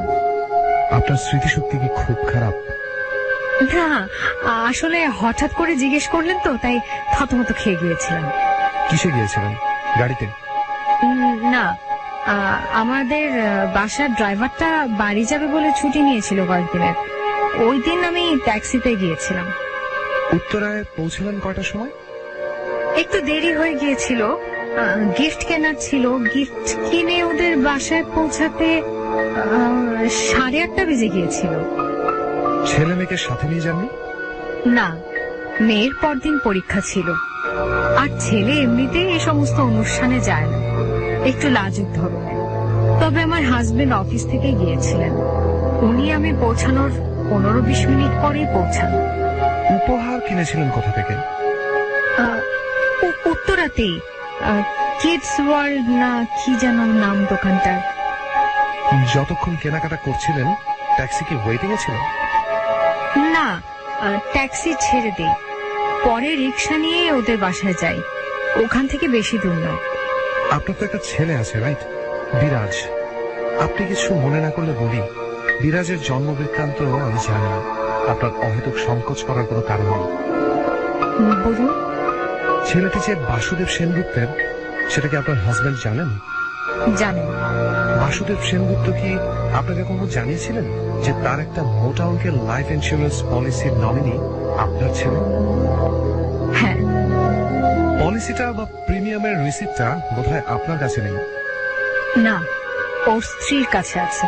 আপনার ছেলে জানে এই খবরটি? না তো। মোহাম্মদপুরে বাসুদেবের একটা পুরনো বাড়ি ছিল, জানেন? মস্ত বাড়ি, অনেকটা জমি নিয়ে। সেই বাড়িটা ডেভেলপারদেরকে দেয়া হয়েছিল, এখন কাজ প্রায় শেষের দিকে। সেই খবরটা কি জানেন? শুনেছিলাম। সেই বাড়িটার দোতলায় একটা 2400 স্কোয়ার ফিটের একটা ফ্ল্যাট বিরাজ বোস নামে কাউকে অ্যালট করা আছে, জানতেন? জানতাম না তো। বিরাজ বোস এখন বেশ সচ্ছল একজন যুবক, অবশ্য যদি পলিসির টাকাটা আদৌ সে পায়। পাবে না কেন? পাবে না তা বলছি না, তবে পাওয়ার ব্যাপারে বাধা আছে। ওনার ছেলেরা তো বিষয়টা ভালো চোখে দেখছেন না। তাছাড়া পলিসিটার আসল নমিনি শিখা দেবী, বিরাজ তো শুধু প্রাপক, যদি শিখা তাকে দেন আর কি। দেখুন, আমার কলঙ্কিত জীবন, সবাই তা জানে। আজ আমার লুকাবার তো কিছুই নেই, কিন্তু আমার জন্য বিরাজ কেন বঞ্চিত হবে? বঞ্চিত হবার কথা কেন বলছেন? বিরাজ তো সুখেই আছে এখানে। নেই নেই, ও সুখে নেই। কেন বলুন তো? শঙ্কর ওকে দু চোখে দেখতে পারে না। শঙ্কর পরিষ্কার বলে দিয়েছে ওর একটা টাকা পয়সা বিরাজ পাবে না। বিরাজকে শঙ্কর ডিজোন করতে চায়। বিরাজ কি জানে ও বাসুদেবের ছেলে? আমি ওকে কখনো বলিনি, অন্য কেউ বলেছে কিনা বলতে পারি না। আচ্ছা, বাসুদেবের পলিসি আর ফ্ল্যাটের কথা জানে? না, জানে না। আর ফ্ল্যাটের কথা তো আমি আজ জানলাম। আচ্ছা, একটা কথা বলুন তো, আপনি এসব জিজ্ঞেস কেন করছেন? কি হয়েছে? বাসুদেব সেনগুপ্তের মৃত্যুটা স্বাভাবিক না বলে ওর বাড়ির লোকজন মনে করছে। একটা অফিসিয়াল এনকোয়ারি লোকাল থানা থেকে হচ্ছে, আমি একটু আনঅফিসিয়ালি কাজটা এগিয়ে রাখছি। বাসুদেব যেদিন মারা যায় তার পরদিন সকালে একজন আমাকে ফোন করে এই কথাটাই বলেছিল। সে তার নাম বলেনি। লোকটা এক্স্যাক্টলি কি বলেছিল মনে আছে? লোকটা খুব অভদ্রের মতো কথা বলছিল। বলছিল বাসুদেব নরমালি মারা যায়নি, তাকে খুন করা হয়েছে। আপনি কি কাউকে সন্দেহ করছেন? সন্দেহই আমাদের ধর্ম, ম্যাডাম। কাকে সন্দেহ করছেন? সবাইকে। কনসার্ন কেউই সন্দেহের বাইরে না। চলে ম্যাডাম, আবার দেখা হবে। বাসুদেবের গ্রামের বাড়ি নওগাঁ মোহনপুর। জীবনের শুরুতে বাসুদেবী একমাত্র পড়াশোনার সুবাদে ঢাকায় আসে। এসে নিজের মতো করে বেশিরভাগ জায়গাতেই তুমুল বুদ্ধি খাটিয়ে আর স্বার্থপরতার জোরে কর্মস্থান, খেলার মাঠ সবখানে বেশ শক্ত জায়গা তৈরি করে নেয়। রাজধানীতে ছেলের অবস্থান থেকে বাসুদেবের বাবা চাইলেন তার অন্যান্য ছেলেপুলে নাতি নাতনিরাও যাতে ঢাকায় একটা মাথা গোঁজার ঠাঁই পায়। বাবারই ইচ্ছে সুযোগ নিয়ে বাসুদেব বাড়ি থেকে মাসে মাসে প্রচুর টাকা হাতিয়ে মোহাম্মদপুরের জমিটা কেনে একটা বিশাল বাড়িও তৈরি করে ফেলে কিছুদিনের মধ্যে। চরিত্রে নৈতিক দিকটা দুর্বল থাকলে যা হয় আর কি। বাবার ইচ্ছে ছিল বড় বাড়ি করে সব ভাই একসাথে থাকবে, কিন্তু বাবা মারা যাবার পর যখন ভাই আর ভাইপো ভাইজিরা এসে বাড়ির ভাগ চাইল, তখন থেকেই গন্ডগোলের সূত্রপাত। যদিও বাসুদেবের নিজের পকেট থেকেও কম যায়নি এই বাড়ির পেছনে, তাই সে দাবি করলো এই বাড়ির ভাগ সে কাউকে দেবে না। শুরু হয়ে গেল ভাই ভাই ঝগড়াঝাটি, গন্ডগোল। বাসুদেব এলাকায় আধিপত্যের ভয় দেখিয়ে সবাইকে যাচ্ছে তাই ভাবে অপমান করলো। অন্যরাও বোকার মতো রাগ করে বাড়ি থেকে বের হয়ে গিয়ে মোহাম্মদপুরেই বাড়ি ভাড়া করে থাকা শুরু করলো। আর মামলা মোকদ্দমা করেও তো লাভ নেই। বাসুদেবের নামেই বাড়ি, আর জমির দলিল হওয়ায় কেউই কিছু করতে পারত না। মামলা করলেও সেখানে বাসুদেবেরই জয় নিশ্চিত। বহু বছর সে বাড়িতে বসবাসের পর বাসুদেব বাড়িতে ডেভেলপারকে দিয়ে দেয়। পুরোনো বাড়িতে ফ্ল্যাট হচ্ছে শুনে শুনে ভাইপোরা আবারও একজোট হয়ে ফ্ল্যাটের দাবি জানালেও বাসুদেব গায়ে মাখানি ওষুধ, বরং উল্টো বাড়ি থেকে তাড়িয়ে দিয়েছিল। আর যেহেতু বাসুদেবের একটা ভাই ছাড়া আর কেউ বেঁচে নেই, ভাইপো গোপাল নিজের গলায় জোর বাড়িয়ে মাস্তান দিয়ে মারবে বলেও শাসিয়েছিল। সেটা অবশ্য বাসুদেব ভোলেনি, মনে মনে ঠিক করেছিলেন এর প্রতিশোধ তিনি নেবেনই। এত সব হুমকি ধামকিতে কি ভয় পেয়েছিল বাসুদেব, নাকি ভয় পেয়েছিল গোপাল সহ অন্যান্য ভাইপোরা? ভয় ভয় নিয়েই ভাবছে সমর কয়দিন ধরে। এই পৃথিবীতে মানুষ কেন যে ভয় ভীতির শিকার, পৃথিবীতে এখনো সুস্পষ্ট দুটো দল, ভীতু আর ভীতিপ্রদ। গোপাল কি তার দ্বিতীয় দলের বলেই মনে হয়। আজ সকাল 11টার দিকে গোপালের মোহাম্মদপুরের বাড়িতে তাকে মুখোমুখি পেল সমর। শুক্রবার ছুটির দিন হওয়ায় তাকে বাড়িতেই পাওয়া গেছে।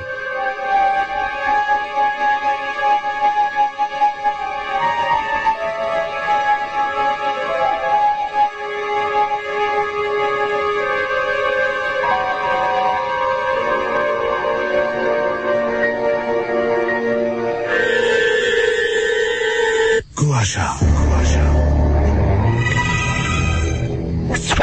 ABC Radio 89.2 FM।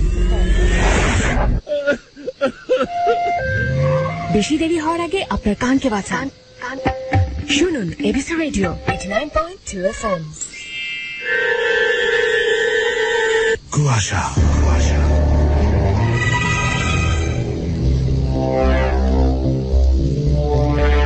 শেষ হয়ে গেল দ্বিতীয় পর্ব, আর এখন চলে যেতে হবে শেষ পর্বে। চরম উত্তেজনা, টানটান উত্তেজনা আজকে কুয়াশার গল্পে। আপনারা শুনছেন শীর্ষেন্দু মুখোপাধ্যায়ের লেখা গল্প সিঁড়ি ভেঙে ভেঙে। আসুন তাহলে শেষ পর্ব শুনি, তারপর আবারও শারমিন ফিরে আসছি কুয়াশায়। সেই পর্যন্ত সঙ্গেই থাকবেন শুনছেন এবিসি রেডিও 89.2 FM। কুয়াশা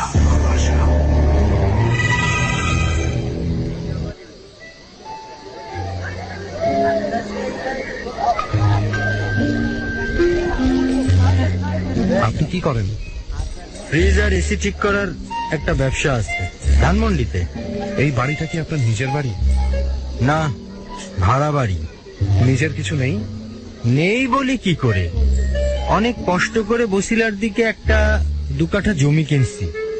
কাকা তো আমাদের পথেই বসিয়ে দিয়ে গেছেন, জানেন তো। খানিকটা জানি। মামলা করেছিলেন আপনারা? করে কি লাভ, তার নামে দলিল। মামলা করলে উকিলের পেট ভরতো, আর কিছু হতো না। আপনি কি কখনো ওকে খুনের হুমকি দিয়েছিলেন? দেখেন স্যার, ওরকম পরিস্থিতি হলে আপনিও দিতেন। ডেভেলপারকে বাড়ি দিয়ে দিল, আমরা গিয়ে বললাম, ডেভেলপারকে বলেন আমাদেরকেও 2টো ফ্ল্যাট দিতে। উনি তো চেঁচামেচি করে অস্থির। আরে কার রক্ত ঠান্ডা থাকে বলেন? আমি তখন বলছিলাম লাশ নামানোর ব্যবস্থা করছি, দাঁড়ান। তখন উনি কি করলেন?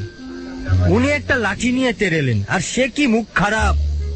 উনি যেদিন মারা যান সেদিন আপনি ওর ফ্ল্যাটে গিয়েছিলেন? যাব না কেন, হাজার হলেও কাকা তো।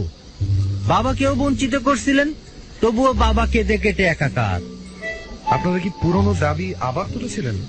তুলে খুব একটা লাভ হবে না, তবে কাকিমা ভালো মানুষ, উনি আমাকে দেখা করতে বলেছেন।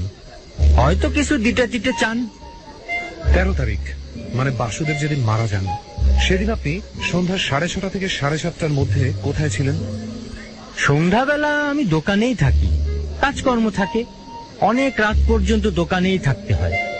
আপনার দোকানে কর্মচারী কতজন? 5 জন। ওরাও সেদিন সন্ধ্যার পর ছিল?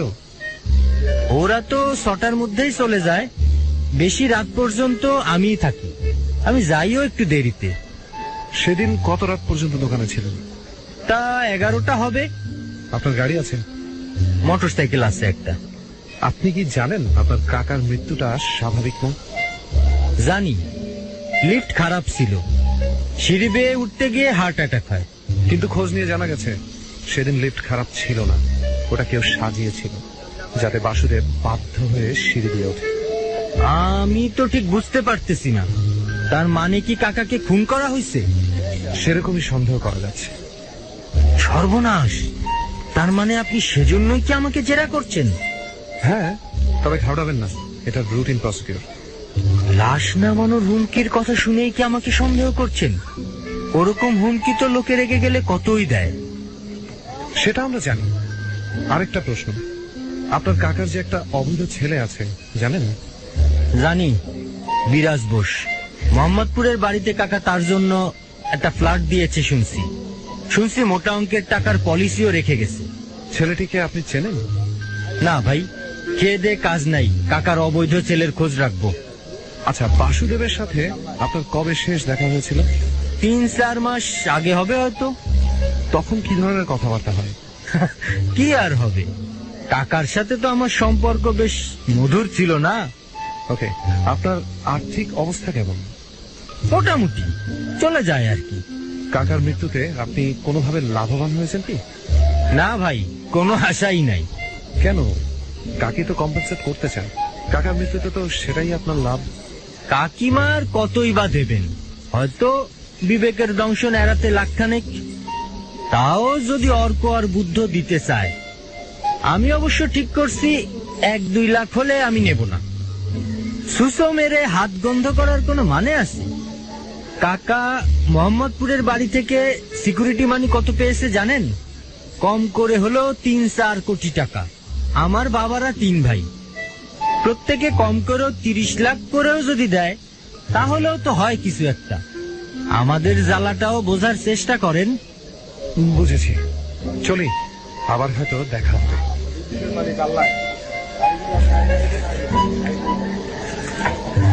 সমন একটু হেসে উঠে পড়ল গোপালের বাড়ি থেকে।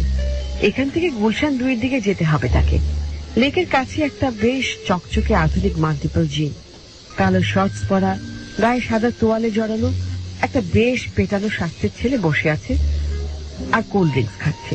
পাশে একটা ফুটফুটে কিশোরী বসা, মাথায় কোকড়া কোকড়া চুল, ছিপছিপে লম্বা তেজি চেহারা। সমর বিনা বাক্য ব্যয় ছেলেটার সামনে গিয়ে দাঁড়িয়ে নিজের কার্ডটা দেখালো। ছেলেটার মুখ ফ্যাকাশে হয়ে গেল। সে ওখান থেকে উঠে পড়ল। তারপর মেয়েটিকে বিদায় জানিয়ে বেরিয়ে এলো সমরের সাথে। আপনি কি আপনার পিতৃ পরিচয় জানেন, মিস্টার বিরাজ বোস?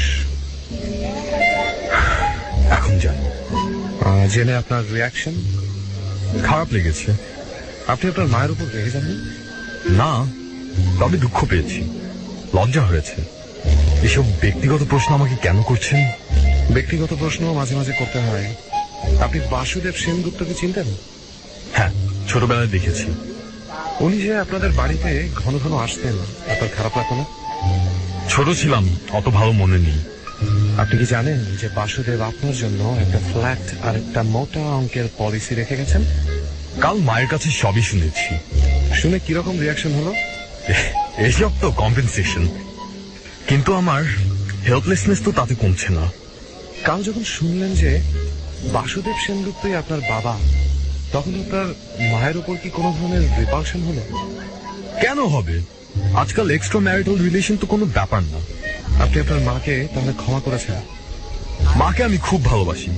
আর শঙ্করবাবুকে? উনি একজন চমৎকার মানুষ। আর বাবা হিসেবে? বাবা হিসেবেও খারাপ না। যাক, 13 তারিখ সন্ধ্যায় আপনি কোথায় ছিলেন? আমার বন্ধু এলিটা, একটু আগে যাকে দেখলেন, ওর বাসায়। ওর বাবা মা বাইরে ছিলেন, আমরা একসাথে স্পোর্টস প্রোগ্রাম দেখছিলাম। ওদের বাসায় আর কেউ ছিল না? কাজের লোক টোক বা কেউ? ওদের পার্ট টাইম মিড, সন্ধ্যার আগেই কাজ করে চলে যায়। কতক্ষণ ছিলেন? 6টা থেকে 8টা। আপনি কি জানেন বাসুদেব কিভাবে মারা গিয়েছিল? শুনেছি তার মৃত্যুটা স্বাভাবিক না। আমি শুনেছি আপনি নাকি ব্যবসা করতে চান, হেলথ ক্লিনিক, জিম খুলতে চান। আপনি তো এখন একটা বেশ বড় ফ্ল্যাট আর লাখ লাখ টাকার মালিক। আপনার ইচ্ছা তো এখন নির্দ্বিধায় পূরণ হবে। Forget it. ইচ্ছা থাকলেই বা কি, এসব তো আর আমি আগে জানতাম না। আচ্ছা, মোহাম্মদপুরের যে বাড়িটা ডেভেলপারকে দেওয়া হয়েছে, সেই বাড়িটার সাইড ইঞ্জিনিয়ার রশিদ সাহেবকে চেনেন? না তো। কিন্তু উনি যে বললেন গত 1 বছরে আপনি বেশ কয়েকবার সেখানে গিয়েছিলেন, আর আপনার কথা অনুযায়ী ফ্ল্যাটের অনেক ইন্টেরিয়র চেঞ্জও করা হয়েছে।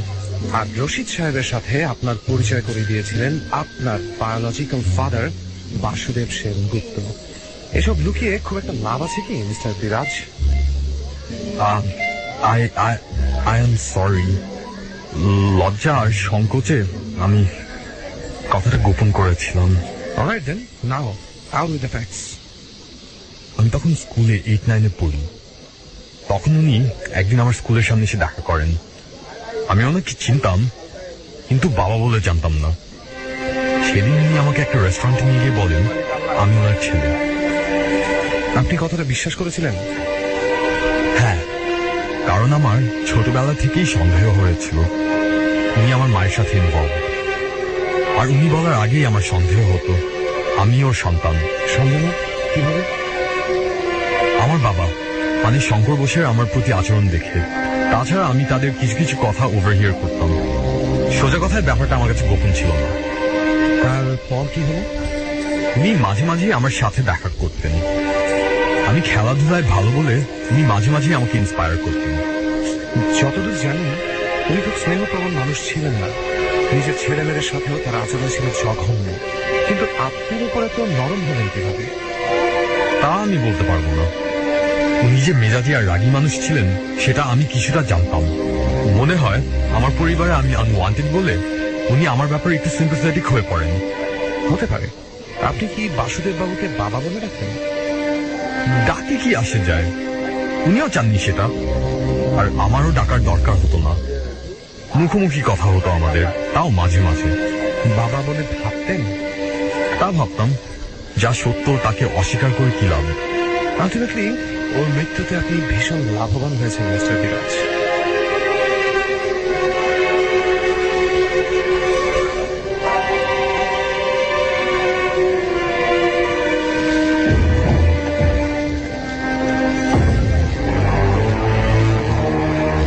আমি রিনা। দেখতে খুব সুন্দর, এখনো আরেকবার বিয়ে দিয়ে আনা যাবে। আপনি কি কিছু কম সুন্দর? লক্ষ্মী প্রতিমার মতো মুখ আপনার। আমি কি আপনাকে একটা প্রণাম করতে পারি? প্রণাম করতে হবে না, তুমি কেন এসেছো তা আমি জানি। বসো। উনি আপনার অনেক প্রশংসা করতেন। তাই নাকি? আমার আবার কিসের প্রশংসা? লেখাপড়া জানি না, গুণও তেমন বিশেষ কিছু নেই, সেজন্যই তো। শুনেছি গরিব দুঃখী মানুষের ওপর আপনার অনেক মায়া। ও কিছু না, মোহাম্মদপুরের বাড়িতে যখন ছিলাম তখন অনেক গরিব দুঃখী আসতো ঠিকই, কিন্তু তেমন কিছুই করে উঠতে পারিনি। জানো, অনেক দুঃখী মানুষ এক অফিসের উচ্চ পদস্থ একজন কর্মকর্তার সামনে, শব্দহীন মস্ত চেম্বারে আরামদায়ক একটা রিভলভিং চেয়ারে বসে সে কর্মকর্তা অর্থাৎ শঙ্কর কি যেন ভাবছে। সামনে বসে থাকা পুলিশের টিকটিকিকে তার মোটেও ভালো লাগছে না, কিন্তু তার মতো শত লোকের এরকম একটা অল্প বেতনের গোয়েন্দাকে নিয়ে এত বেশি চিন্তিত হবার কি খুব বেশি কারণ থাকা উচিত? হয়তো হ্যাঁ, হয়তো না। আপনি 13 তারিখ সন্ধ্যায় কোথায় ছিলেন? মনে নেই, আমার সেক্রেটারি হয়তো জানে। আমি আপনার সাথে কথা বলছি, দরকার পড়লে আপনার সেক্রেটারির সাথে পরে কথা বলে নেব। মনে না থাকলে কি করা যাবে, আমি ব্যস্ত মানুষ, রোজই কত মিটিং টিটিং থাকে। আপনি কতটা ব্যস্ত সে খবর আমার জানা আছে, তবু 13 তারিখটা একটু মনে করার চেষ্টা করুন। সম্ভবত উত্তরায় আপনার একটা ইনভিটেশন ছিল। সেদিন আমার ড্রাইভার ছিল না, তাই বোধহয় আমি একটু আগেই বেরিয়ে গিয়েছিলাম। হ্যাঁ, মনে পড়েছে। ড্রাইভারের কি হয়েছিল? ড্রাইভার ছুটিতে ছিল। It can be cross checked. যা বলার ভেবে চিন্তে বলুন। একটু আগে বেরিয়ে করলেনটা কি? আমার শালীর মেয়ের জন্য উপহার কিনতে হয়েছিল, তাই। আপনারা স্বামী স্ত্রী কি দুতরফা উপহার কিনেছিলেন? মানে আপনার স্ত্রীও বললেন যে উনিও উপহার কিনেছিলেন। যাই হোক, তো বাসুদেব সেনগুপ্তকে আপনি কতদিন ধরে জানেন? অনেকদিন। কিরকম লোক ছিলেন উনি? সেটা না বলাই ভালো। শঙ্করবাবু, এরই মধ্যে আমি উত্তরায় আপনার স্বামীর বাড়িতে খোঁজ নিয়েছি। আপনার স্বামীর মেয়েকে একটা গিফট চেক দিয়েছিলেন আপনি। মিস্টার বোস, আমার কাছে লজ্জা পাওয়ার কিছু নেই। আমি আপনার স্ত্রী আর বাসুদেব বাবুর কথা জানি, আর এও জানি যে আপনি আপনার স্ত্রীকে অসম্ভব ভালোবাসেন। এই কারণে আপনি ওনাকে ডিভোর্স না দিয়ে ওনাদের অবৈধ প্রেম মেনে নিয়েছেন। হয়তো ভালোবাসাটা যন্ত্রণা ছাড়া আর কিছুই না, তবু বলি কথাটা সত্যি। তাহলে ভালোবাসা তো ইউজুয়ালি পজেসিভ। আপনার স্ত্রী হাতছাড়া হয়ে যাচ্ছে দেখেও আপনি কোনো ব্যবস্থা নেন? কি ব্যবস্থা নিব? আমার কিছুই করার ছিল না। আমি আমার ইমোশনকে কন্ট্রোল করতে পারি। আপনি কি বাসুদেবকে ভয় পেতেন? Stop it! আমি কেন ওই স্কাউন্ড্রেলটাকে ভয় পাবো? আমি ওকে ঘেন্না করতাম।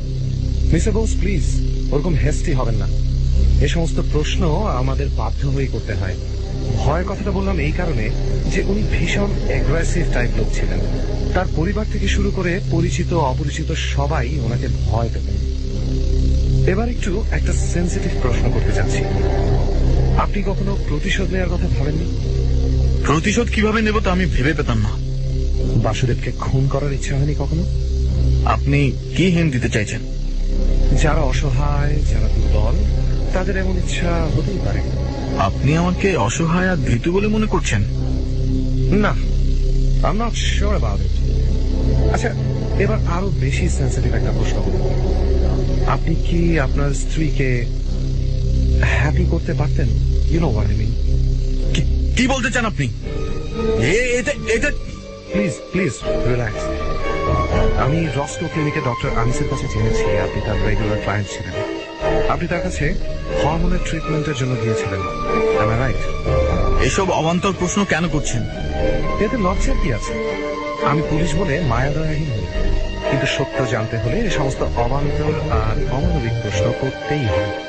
আমি ইম্পর্টেন্ট নই? আমি সেটাও জানি। ডক্টর আনিস আমাকে সবই বলেছেন। তিনি আপনাকে সাইকোলজিক্যাল কাউন্সিলরের কাছে পাঠিয়েছিলেন বলছেন। আপনার আসল সমস্যাটা ছিল মানসিক।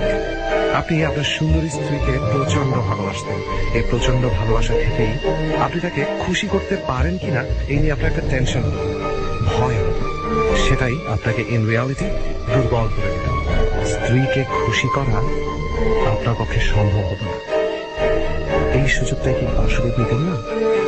প্লিজ, প্রসঙ্গটা আমার সহ্য হচ্ছে না। আপনি অপমানিত এবং লাঞ্ছিত মানুষ।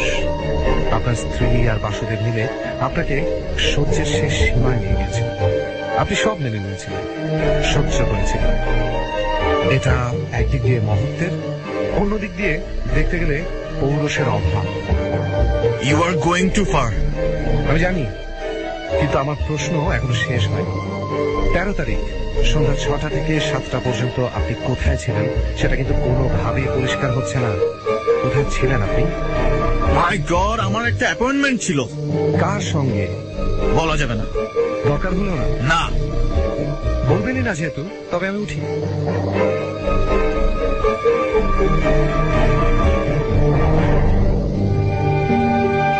কদিন ধরে রাতে ঘুম হচ্ছে না শিখা। খোলসটা বাইরে থেকে বোঝা যায় না ভেতরে কতটা ফোকরা হয়ে আছে। মনে কষ্টের শেষ নেই। গতকাল 2 ছেলে এসে তুমুল ঝগড়া করে গেছে।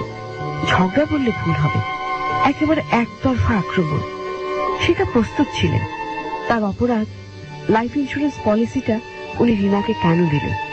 এদিকে ডেভেলপারের সাইনিং মানি থেকে 1.5 কোটি টাকা ভাসুরে ছেলেদের দিয়ে দিয়েছে।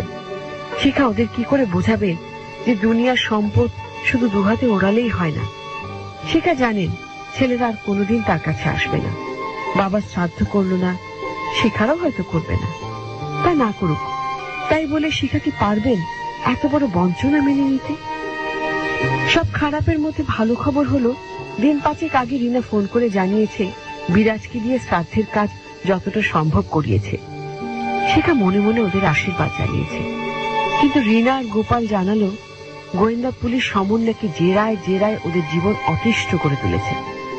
রিনা, রিনার বর শঙ্কর, বিরাজ প্রত্যেককে নাকি কয়েক দফায় দফায় জেরা করা হয়েছে। সমনের অফিসটা যে কোনখানে তাও তো ঠিক ভালো মতো জানি না শিখা। ভাবছেন ডেকে পাঠিয়ে বলবেন ওদের যেন আর বিরক্ত না করে। মানুষগুলো তো আর কম কষ্ট করেনি, এখন আর এসব করে কি লাভ। একদিন সাহস করে কথাগুলো বলার জন্য সমরকে ডেকে পাঠালেন শিখা। এসো বাবা, এসো। তোমার জন্যই তো কতদিন ধরে অপেক্ষা করে আছি। আমার জন্য কেন অপেক্ষা করছেন মাসিমা? তোমাকে বকবো বলে। কেন মানুষজনকে ভয় দেখাচ্ছ? এসব করে আর কি লাভ? এবার বলো তো, এত তদন্ত করে খেতে খুঁটে কি কিছু পেলে? না, অনেক প্রশ্ন রয়ে গেল যার কোনো উত্তর নেই। আচ্ছা মাসিমা, আপনার এই কাজের মেয়েটা 13 তারিখ সন্ধ্যায় কোথায় ছিল? আবার জেরা শুরু করলো। সেদিন আমি ওকে ছুটি দিয়েছিলাম, ও পরদিন ফিরে আসে। ও আচ্ছা। কেন ছুটি দিয়েছিলাম জানতে চাইলে না? না, কেন জানতে চাও না? প্রয়োজন নেই বলে? ওই দিন যে লোক দুটো লিফট সারানোর নাম করে এসেছিল, তাদের খুঁজে পেয়েছো? না মাসিমা, মনে হয় তাদেরও আর খোঁজার দরকার নেই। তুমি কি তদন্ত থেকে সরে দাঁড়াচ্ছ সমর? হ্যাঁ মাসিমা। ভালো। মানুষকে কষ্ট দিও না, মানুষের এমনিতেই অনেক কষ্ট। ঠিক কথা, আমি সেই কষ্টের কথা শুনতেই আপনার কাছে এসেছি। সব কষ্টই মানুষ হাসি মুখে সইতে পারে, যদি তা ভালোবাসার মানুষের জন্য হয়। কষ্টকে তখন কষ্ট বলে মনেই হয় না। আমার ছেলেরা আলাদা হয়ে গেছে, মেয়েও আমার কাছে খুব একটা আসে না। তারাও তো কষ্ট কম পায়নি। কষ্ট পাচ্ছিল রীনা, শঙ্কর, বিরাজ, আমার ভাসুর পোড়া। মোহাম্মদপুরের বাড়িটাও নেই, অন্যায় ভাবে দখল করেছিলেন। আমি কতবার বুঝিয়েছি, শুনিনি।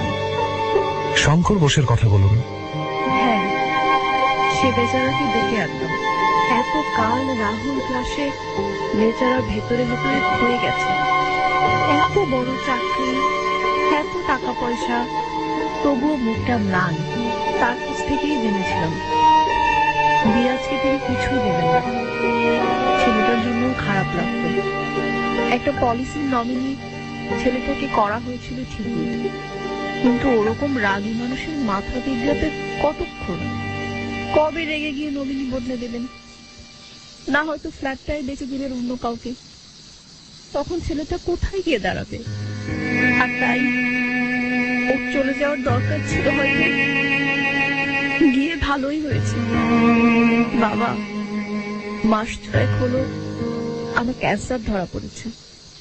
আর কেউ জানে না, শুধু ডাক্তার আর আমি।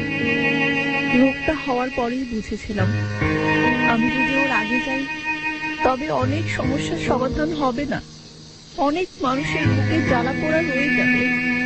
বুঝেছ? জি মাসিমা। যে লোক দুটো লিফট সারানোর কাজে এসেছিল, ওদের তুমি কোনোদিনই খুঁজে পাবে না।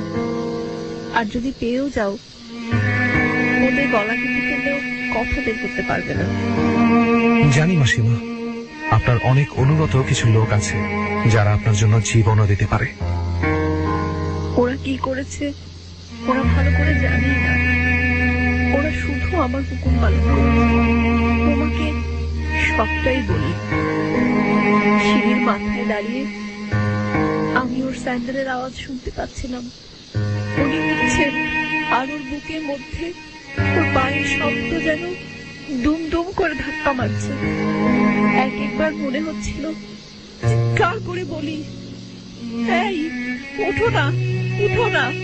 নিজের মুখে হাত চাপা দিয়ে বলেছি, একটুক্ষণের জন্য পাষাণী হ। একটা পাপ না হয় কর এই জীবনে, তাতে অনেক পাপ মিটে যাবে। 3 তলা থেকে 4 তলা করে 5 তলায় উঠলেন। ধীরে ধীরে গতি কমছিল। 6 তলায় উঠতে যেন 1 যুগ পেরিয়ে যাচ্ছিল। আর এদিকে কান্নায় আমার বুক ভেসে যাচ্ছিল।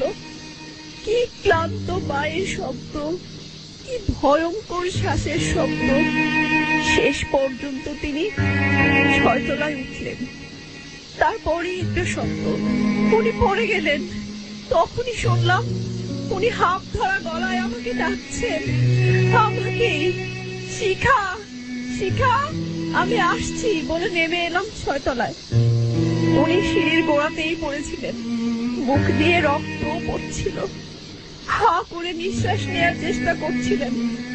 আমার দিকে অসহায়ের মতো হাত বাড়িয়ে দিলেন। হাতটা মেদিয়ে পড়ে গেল। আমি ওর পায়ের কাছে বসে দুটো পা জড়িয়ে ধরে অনেকক্ষণ কাঁদলাম। তারপর ঘরে এসে অপেক্ষা করতে লাগলাম ওর মৃত্যু সংবাদের জন্য। তোমাদের পেনাল কোড আমাকে কি শাস্তি দিতে পারে সমর? শাস্তি কাকে বলে তা কি জানো সমর? জ্বালা জানো, গ্লানি জানো?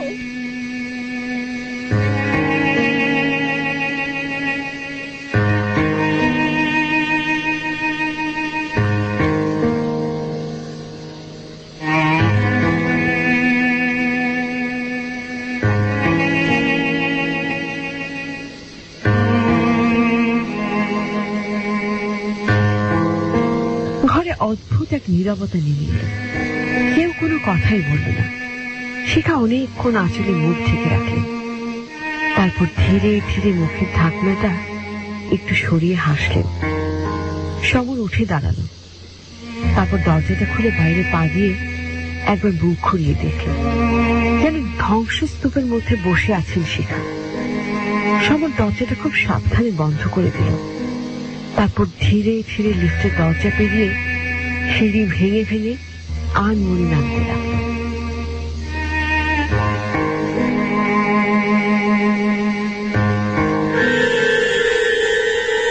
কুয়াশা